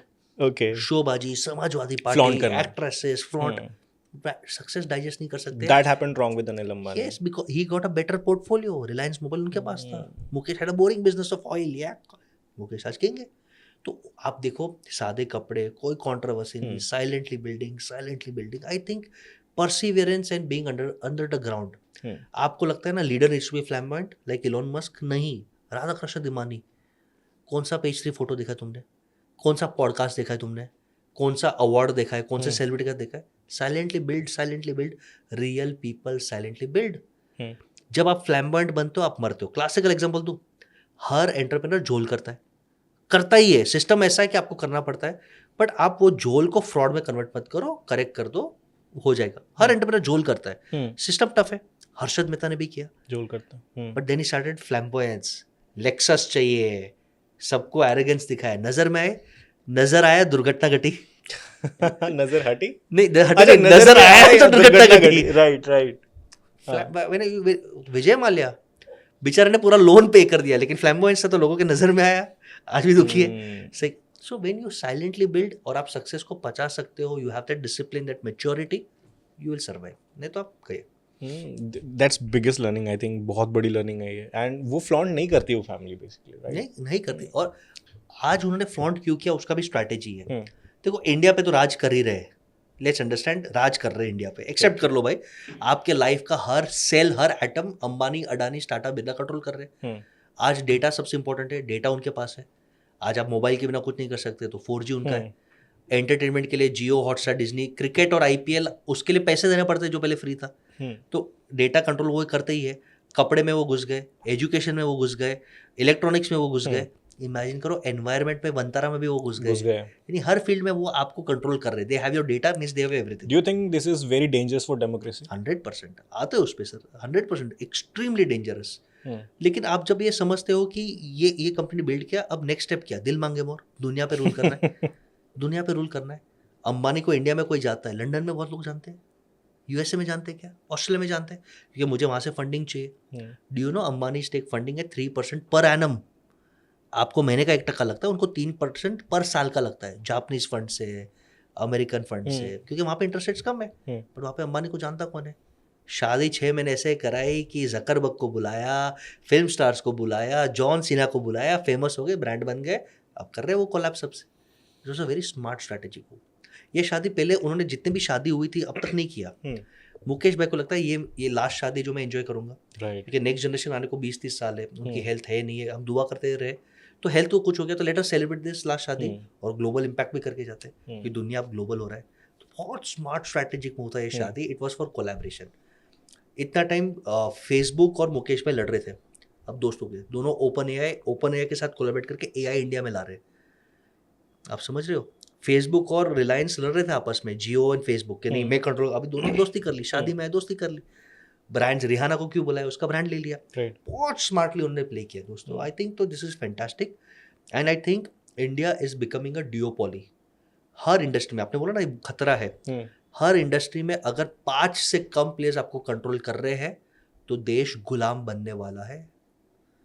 आप देखो इंफ्रास्ट्रक्चर में हमारे मेजर पोर्ट्स और एयरपोर्ट अडानी साहब के पास है, मोबाइल फोन में जियो रूल कर रहा है, डेटा में जियो रूल कर रहा है। तो हर बिजनेस में the big are getting bigger, and if 5 businesses are controlling you, कल उठ के वो आपको कंट्रोल कर सकते हैं। Exactly. Yes, so I think this is extremely bad for the country. Abroad में प्रेशर है कि there something called as competition commission of India. Abroad में मोनोपोली बिल होता है, कॉम्पिटिटिव, वो लोग बोलते हैं कि गूगल को ब्रेकअप कर दो। बट इंडिया में जैसे आपको मालूम है कि पावर है तो सब कुछ है, कनेक्शन है तो सब कुछ है। ऐसा ही हुआ BCCI के साथ भी, पहले स्ट्रगलिंग था लेकिन बाद में अब वो पूरे वर्ल्ड क्रिकेट को और मोनोपोली गाइड करता है। मोनोपोली है, right? Always dangerous, always dangerous for the country. कल उठ के फॉर एग्जांपल जियो और एयरटेल मिल चुके, दे आर वन ओनली, क्योंकि वो बोलते हैं हम दोनों रेट बढ़ाएंगे। वोडाफोन आइडिया स्ट्रगलिंग, वो लोन भी नहीं चुका पा रहा गवर्नमेंट सपोर्ट से। कल उठ के अगर वो लोग ने डिसाइड किया 5000 रुपीज टैरिफ मंथली, नहीं तो डेटा नहीं मिलेगा, कोई कॉम्पिटिटर भी नहीं है, और नया इंफ्रास्ट्रक्चर डाल नहीं सकते, लाइसेंस डाल नहीं सकते, क्या करोगे आप? आपको लगता है पॉसिबल नहीं है? Let's see. मैंने एक साल पहले प्रेडिक्ट किया था कि IPL अब तक हम फ्री देख रहे हैं ऐड के साथ, अब IPL आपको ऐड के साथ विद पैसा देखना पड़ेगा। वो सच हुआ। अब देखो आगे क्या क्या होता है। बट सर आई बिलीव ये सारा कुछ ना गवर्नमेंट के नज़र में भी तो रहता ही है, बिना उनके तो पॉसिबल ही नहीं है। गवर्नमेंट का ब्लेसिंग है राजा। नजर क्या होता है भाई, नजर क्या होता है? गवर्नमेंट का आशीर्वाद है, तथास्तु करो। जब तक आप देखो, that's why always say no कि democracy has an issue. Democracy में यही होता है कि वोट बैंक पॉलिटिक्स के लिए आपको फंड्स चाहिए, फंड्स बड़े प्लेयर ही दे सकते हैं। तो ये नेचुरली इंडिया नहीं, पूरी दुनिया में हो रहा है। Sir we were discussing that कि आपने कहा कि डेमोक्रेसी 5 साल के लिए हटा दो, प्लीज वो प्लीज हमें समझाइए। इंडिया का सबसे बड़ा श्राप है ये डेमोक्रेसी। अच्छा भी है, देखो चाइना बुरा नहीं है। इंडिया में एयरपोर्ट बनने के लिए 30 साल लगते हैं, क्योंकि आपको लैंड चाहिए, सबको हाथ जोड़ो, फिर वो कोर्ट केस करेंगे, फिर तारीख पे तारीख, फिर ये वोट बैंक वो वोट बैंक। 30 साल के बाद लैंड आएगा, 35 साल में एयरपोर्ट। चाइना में 35 डेज में airport. Land belongs to government, no nonsense, get out. Of course सब बोलेंगे sir freedom of speech, human rights, तो इंडिया में ज़्यादा भी कुछ नहीं है। आप लिख दो गाली गवर्नमेंट के खिलाफ, कोई भी पॉलिटिशियन के खिलाफ, आपको पुलिस उठा के डंडा नहीं मारेगी, तब बोल देना। फ्रीडम ऑफ स्पीच भी ज़्यादा नहीं है। आपको क्या लाइफ है? आप करोड़ों रुपए का घर गुड़गांव, दिल्ली, बॉम्बे में लेते हो, आपको पोल्यूशन फ्री एयर नहीं है, पॉट होल फ्री रोड नहीं है, फ्री एजुकेशन नहीं है, फ्री हेल्थ केयर नहीं है, तो there is no life after being so much tax. मैं इसके लिए बोलता हूँ कि अगर कोई अच्छा राजा, अभी ये विश है, पॉसिबल होगा नहीं, आई डोंट नो, जो रिलीजियसली टॉलरेंट हो और जो एक योगी जैसा हो, not like Yogi Adityanath, but योगी जैसा हो, मींस सेल्फलेस हो कि भाई मैं 5 साल करूंगा फिर मैं मोक्ष चला जाऊंगा, मेरे को नहीं करना है, आई am not power hungry but I need this, I know wishful thinking नहीं होगा, हो जाए तो बढ़िया है। जो सिर्फ 5-7 साल के लिए भाई no election, no vote politics, और पहले वो निकाले नो रिजर्वेशन पे हटाओ, जो गरीब है उसको हम रिजर्वेशन देंगे। ओके सर, लेट्स अंडरस्टैंड थोड़ा और इसको। हाँ। मोनार्की विद कॉन्स्टिट्यूशन और without constitution? Monarchy with constitution, with a framework. Okay. power which you cannot challenge will always corrupt, always corrupt. तो monarchy with a framework of constitution कि जहाँ supreme court active हो, president active हो, जो challenge कर सके। आज हमारे देश में ऐसा है कि वाइस प्रेसिडेंट ने कुछ अलग कर दिया तो इनडायरेक्टली उनको प्रेशर हो गया, भाई रिजाइन करो। ये नहीं होना चाहिए, ये नहीं होना चाहिए। सबको मालूम है रियल रीजन क्या, ये नहीं होना चाहिए कि भाई आपने नोटिस एक्सेप्ट क्यों किया, भाई he is an independent authority, but नहीं क्यों एक्सेप्ट किया, चलो निकलो, निकल गए बेचारे धनकर साहब। तो आई थिंक 5 साल no elections, no vote bank politics, और आप 5 चीज कर लो। एक है जितने भी हमारे फार्मर भाई बहन है, अगर आप 10 करोड़ से ज्यादा इनकम लेते हो, टैक्स लगाना चालू करो, क्योंकि 10 करोड़ के ऊपर फार्मर का इनकम ही नहीं है, वो है हमारे पॉलिटिशियंस और सुपरस्टार्स का और मनी लॉन्ड्रिंग का पैसा। निकालो फार्म हाउस के जितने 10 करोड़ भाई फार्मर कमाता है तो वो भी टैक्स देगा। भाई मैं किसान हूँ, आई लव माई किसान, अन्नदाता है हमारे।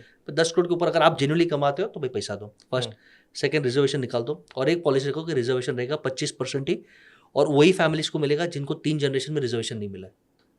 Okay, reservation. Okay, now I got it. Not only the field of this business, but आप overall रिजर्वेशन की बात करो, SC ST OBC सारी कैटेगरीज की। 25% ही रहेगा। आप गरीब होने चाहिए, फैमिली इनकम 6 लाख के अंदर होना चाहिए, प्रूव करो, और अगर आपके दादा को, कजिन को मिले, आपको नहीं मिलेगा। इट इज रिजर्वेशन दिया है आपको अपलिफ्ट करने के लिए। आप देखो रिजर्वेशन का बेनिफिट जो IAS IPS बन रहे, वही बाप बना, वही बेटी बना, वही कजिन बन रहा है, वही फैमिली बना, still enjoying the benefit of reservation, और वही कर रहे, आगे नहीं कर रहे। यानी तो ये I know this are tough calls, but ये होना चाहिए। थर्ड, नो रेवड़ी। गवर्नमेंट अगर आपका स्टेट टैक्स नेगेटिव में, कोई फ्री स्कीम नहीं, पे फॉर इट, निकालो रास्ते, पब्लिक प्राइवेट पार्टनरशिप करो, निकालो। एंड फोर्थ, एक क्लॉज लगा दो, if land is needed pay them double of the ready reckoner rate, और लैंड छीन लो। एयरपोर्ट के लिए लैंड चाहिए, हाईवे के लिए लैंड चाहिए, take tough calls for the collective good. 2 जन को दुख पहुंचेगा तो पहुंचो, तो ही देश बढ़ेगा। अब ये बोलना बहुत इजी है, अगर मेरा फार्म हाउस लैंड में आया, बट अगर रेडी रेकनर रेट से मुझे 2 टाइम्स पैसे मिल रहे हैं देश के लिए, मेरे को डबल रेट मिल रहा है वहाँ का फेयर वैल्यू से, डबल दे दो। तो ये 4-5 रूल्स अगर आप खत्म कर दो, आपको रेट भी मिल रहा है, प्लस आपको ये भी एक एश्योरिटी है कि you are doing something for the country, you are something for the people, you are contributing, right? Absolutely. और फिफ्थ, सिंपल, एक बिल निकाल दो, करप्शन देने वाले को और करप्शन लेने वाले को इंक्वायरी करके सजाए मौत ऑन द स्पॉट। मैं तो बिलीव करता हूँ तो करप्शन नहीं जाएगा। बहुत बड़ा प्रॉब्लम, ऑफ कोर्स टफ है, बट अगर राजा टफ डिसीजन तभी ले सकता है जब उसको वोट बैंक में। इंडियंस के तो खून में ही करप्शन दे, मैं बोल रहा भगवान माफ कर दो। मतलब ये घर से शुरू होता है, राजा बेटा नहीं है, ये मिल जाएगा, ये कर दे। अरे लगता है करप्शन वहीं से शुरू हो जाता है। अरे माँ बाप तो जुमले मास्टर्स है, बेटा पढ़ाई कर ले, आगे लाइफ सेट है, बेटा 12th पास कर ले, लाइफ सेट है, बेटा शादी कर ले, लाइफ सेट कर ले, बेटा मुन्ना दे दे, लाइफ सेट है, बेटा मुन्ना को बड़ा कर दे, लाइफ सेट है। यानी हमारी लाइफ मिलके सेट करते करते खत्म हो गई। Jokes apart. Anyways, so what do you like most about Tatas and Mahindras? Mahindras recently have rebooted. इतने famous नहीं थे, but I think they've rebooted in terms of design. Look at the cars. They are reliability, ergonomics, design, being complete. और मुझे एक tweet बहुत अच्छा लगा जब इलॉन मस्क ने टेस्ला में इंडिया लॉन्च किया, तो आनंद महिंद्रा ने एक ट्वीट किया था, welcome to India, see you at the charging station, which is a very positive spirit. I think ये नया इंडिया। उसके बाद शेयर बहुत भागा था, महिंद्रा ने देखा था। बट ये नया इंडिया है। आओ मैदान में देखिए, मैदान बड़ा है, अच्छे से करते, नथिंग बैड। आई थिंक ये नया इंडिया है, डरा नहीं। एंड टाटाज इज ट्रस्ट यार। वो आदमी ने जो, आई ऑलवेज से कि people would want to work for Tatas and invest in Reliance. Tatas के साथ काम करो, they will take care of you, और पैसा बनाने तो इन्वेस्टर बनो रिलायंस में, because they are very very shrewd. Tatas का मुझे वो ट्रस्ट और प्यार पसंद आते हैं। Okay, what do you think आने वाले 5 साल या 10 साल में इंडिया में ऐसे कौन कौन से सेक्टर्स हैं जो बूम करने वाले हैं? Either it be manufacturing, service, कोई भी इंडस्ट्री हो, कौन से ऐसे 5 इंडस्ट्री होंगे जिसमें अगर दाव खेला जाए तो 100% नहीं तो कम से कम मोर देन 50% चांसेस है कि you will thrive in that business? सबसे बेस्ट बिजनेस है बाबा बन जाओ। भक्तजनों Oh, बेस्ट बिजनेस है। छोटा बच्चा भी बोलता है ना जो मुझे भी। फलक नहीं पड़ता, वो मर्सिडीज में घूम रहा है। Right. Abhinav Arora, I Yes, think that, yes. yes. तो बाबा बन जाओ, हम्म, उसमें जेन्यूनली अगर आप काम करते हो तो भाई आप बहुत fame स्कोप है। जेन्यूनली अगर आप शास्त्र हाँ, को जेन्यूनली हाँ, हाँ। और उसमें मस्ती करते हो तो भी बहुत स्कोप है। तो आई थिंक बाबा बन जाओ। हाँ। I think finance, jokes apart, loans, credit, awareness, investments बहुत बड़ा फील्ड है जो 100x ग्रो होगा, 1000x ग्रो करे। डेफिनेटली फाइनेंस थर्ड, कोई डाउट ही नहीं है। एआई एंड टेक, अगर आप प्रॉम्प्टिंग में, आप सर्विसिंग में, you become an AI enabler, tech enabler, blockchain enabler, huge field. Fourth, Indians want to love entertainment like crazy. Traveling, casual traveling, concerts, experiences, staycations. Indians, ये नया India, they want to spend and they want to enjoy life. YOLO, you only live once. True. तो मुझे लगता है ये entertainment है। And fifth is casual cost effective consumption. मैं CCC बोलता हूँ। 300 का शर्ट, 200 का fast food, casual cost effective consumption. जैसे टाटा शीन है, टाटा जूडियो, देखो जूडियो ने कितना तेल का मचाया। तो सस्ता और इंस्टेंट अगर आप दोगे तो बिके। ये 5 फील्ड्स तेल का मचाने वाले। इमेजिन करो 6 महीने के बाद आप ही बाबा बन के पॉडकास्ट कर रहे हो। मे बी सर, वो दैट्स अदर थिंग। मतलब कि एक तो हो गया कि आपने उसको प्रोफेशन ही बनाया अपना, मतलब यू आर डूइंग दैट, कोई पूरा गलत नहीं, समर्पित होके कर कोई रहे हो। गलत नहीं। आप देखो, there are lot of people जो genuinely, I think Premanand Maharaj देखो, राइट। मुझे ऐसा लगता है, मे बी रॉन्ग, कि उनके अंदर जो श्रद्धा, जो नॉलेज है, इज जेन्युइनली गाइडिंग सोसाइटी। ठीक है, फेम, पैसा मिलता है, बाय प्रोडक्ट, क्या गलत है यार, क्या गलत है? और कुछ लोग इसको मिसयूज करते हैं। Have you came across that controversy which is going on? Women का, right. I agree completely. I think women have a choice, but they also have a responsibility. I think women have a choice. We should not dictate them, but they also have a responsibility. I think balance is the key. समय अनुसार देखो, हिंदू धर्म का beauty क्या है, समय अनुसार upgrade हुआ है। पहले हम भी मल्टीपल मैरिजेस करते थे, पॉलीगैमी होता था, सब होता था। अब सिंगल मैरिज पे आ गए। पहले सत्य होता था, बहुत सारे चाइल्ड मैरिज होते थे, but we have upgraded with time. तो कुछ रूट्स पकड़े रखो और कुछ फ्लेक्सिबिलिटी रखो, तो आई थिंक बैलेंस रखो। I mostly agree with Premanand Maharaj. उनका जो उद्देश्य था वो बहुत अच्छा उद्देश्य था, कि जिसको कीचड़ पसंद है वो फड़फड़ करेंगे। राइट। ओके सर, मतलब एक चीज, एक ना कहावत है, 2-3 कहावत मुझे अभी, जैसे इसमें एक सबसे फेमस मैं अगर बोलूँ कि जहाँ ना पहुँचे रवि वहाँ पहुँचे कवि, ये बोला जाता है। दूसरा इंग्लिश में एक है कि a leader is always a reader, a reader is always a leader.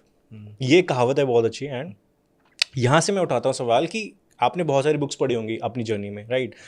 ऐसी वो कौन सी बुक है जिसने आपकी डायरेक्शन में बहुत तगड़ा शिफ्ट किया हो? मतलब आपकी मेंटालिटी में, आपके सोचने के तरीके में, या फिर आपके बिलीव सिस्टम में बहुत बड़ा चेंज लेकर आया हो? बुक्स से बहुत इम्पैक्ट आता है। आई थिंक मैं 4 बुक्स रिकमेंड करूंगा जिन्होंने मेरी लाइफ बहुत ज़्यादा चेंज की। एक बुक जो हर एक को पढ़ना चाहिए वो है रिच डैड पुअर डैड। समझ में आता है रॉबर्ट कियोसाकी कि पैसा बिजनेस से नहीं, सेविंग और इन्वेस्टमेंट से आता है और रियल एस्टेट से आता है। I think rich dad poor dad ने मेरी लाइफ बहुत चेंज की। मैंने बहुत यंग एज में पढ़ा था ये बुक। सेकेंड बुक जो मुझे लगता है कि आदमी को मोटिवेशन की जरूरत नहीं है, हैबिट्स की जरूरत है, एटॉमिक हैबिट्स, जेम्स क्लियर। आप हैबिट्स बनाओ। आप मोटिवेशन क्या है? मोटिवेशन टाइम पास है, स्कैम है, स्कैम। मोटिवेशन नीचे, हैबिट्स और सिस्टम पे काम करो। बिजनेस में सिस्टम, लाइफ में हैबिट्स, जिंगा लाला, पैसा, फेम सब आएगा। Third book is Dale Carnegie साहब का how to win friends and influence people. People, मैंने आप आज पूरे पॉडकास्ट में थीम क्या था? एआई आए जाए, पीपल तो रहेगा। पीपल मैनेजमेंट आपको सिखाता है। और फोर्थ बुक मुझे बिजनेस का एक थीम अच्छा लगता है, गुड टू ग्रेट। मुझे बहुत अच्छा बुक लगता है ये good to great. I think ये फैंटास्टिक बुक है। गुड टू ग्रेट में मुझे एक चीज़ अच्छा लगता है, पूरा थीम है डिसिप्लिन और सिस्टम्स। डिसिप्लिन, जो सोचते हो, जो बोलते हो, जो करते हो, और स्ट्रैटेजी सिस्टम्स पे काम करते हो, आप गुड नहीं, आप ग्रेट बनोगे। तो ये 4 बुक्स मैं 100% रिकमेंड करता हूँ, आपको पढ़ना चाहिए। अपार्ट फ्रॉम दिस सर, आपने पहली बुक का जो नाम लिया रिच डैड पुअर डैड, पर थोड़ा सा ऑफ बीट होके मैं पूछना चाहता हूँ कि उनके जो राइटर हैं, he was in good amount of debt. Yes. ऐसे कैसे हो गया जिसने पूरी पीढ़ी को कह लीजिए मोटिवेट कर दिया? बट उनकी लाइफ, मतलब वो बोला डेट लेना okay, he promotes taking debt. In fact US में तो all millionaires have debt. Elon Musk के डेट लेके तो ट्विटर लिया उसने, एक्स लिया। तो और वो बैंकरप्ट भी हुए 2 बार। रॉबर्ट कियोसाकी, उन्होंने विलफुल बैंकरप्ट किया कि पैसा नहीं चुकाने, कंपनी बैंकरप्ट कर दो। वहाँ पे लॉज ऐसे है कि आप कंपनी को टेक ओवर कर दो, मेरे को टच नहीं कर सकते, बैंकरप्सी लॉज वैसे है। तो वो उनका पर्सनल चॉइस है। He is not financially bankrupt, उनके पास पैसा है। उन्होंने रियल एस्टेट में रेंटल यील्ड अच्छा बनाया है, पर उन्होंने बहुत डेट लिया और 2-3 कंपनीज में जो उनको लगता था कि यहाँ पे मेहनत करके कोई मतलब नहीं, बैंकरप्ट होने दो, कर दिया उन्होंने। तो उनका पर्सनल चॉइस है, बट दैट्स ओके।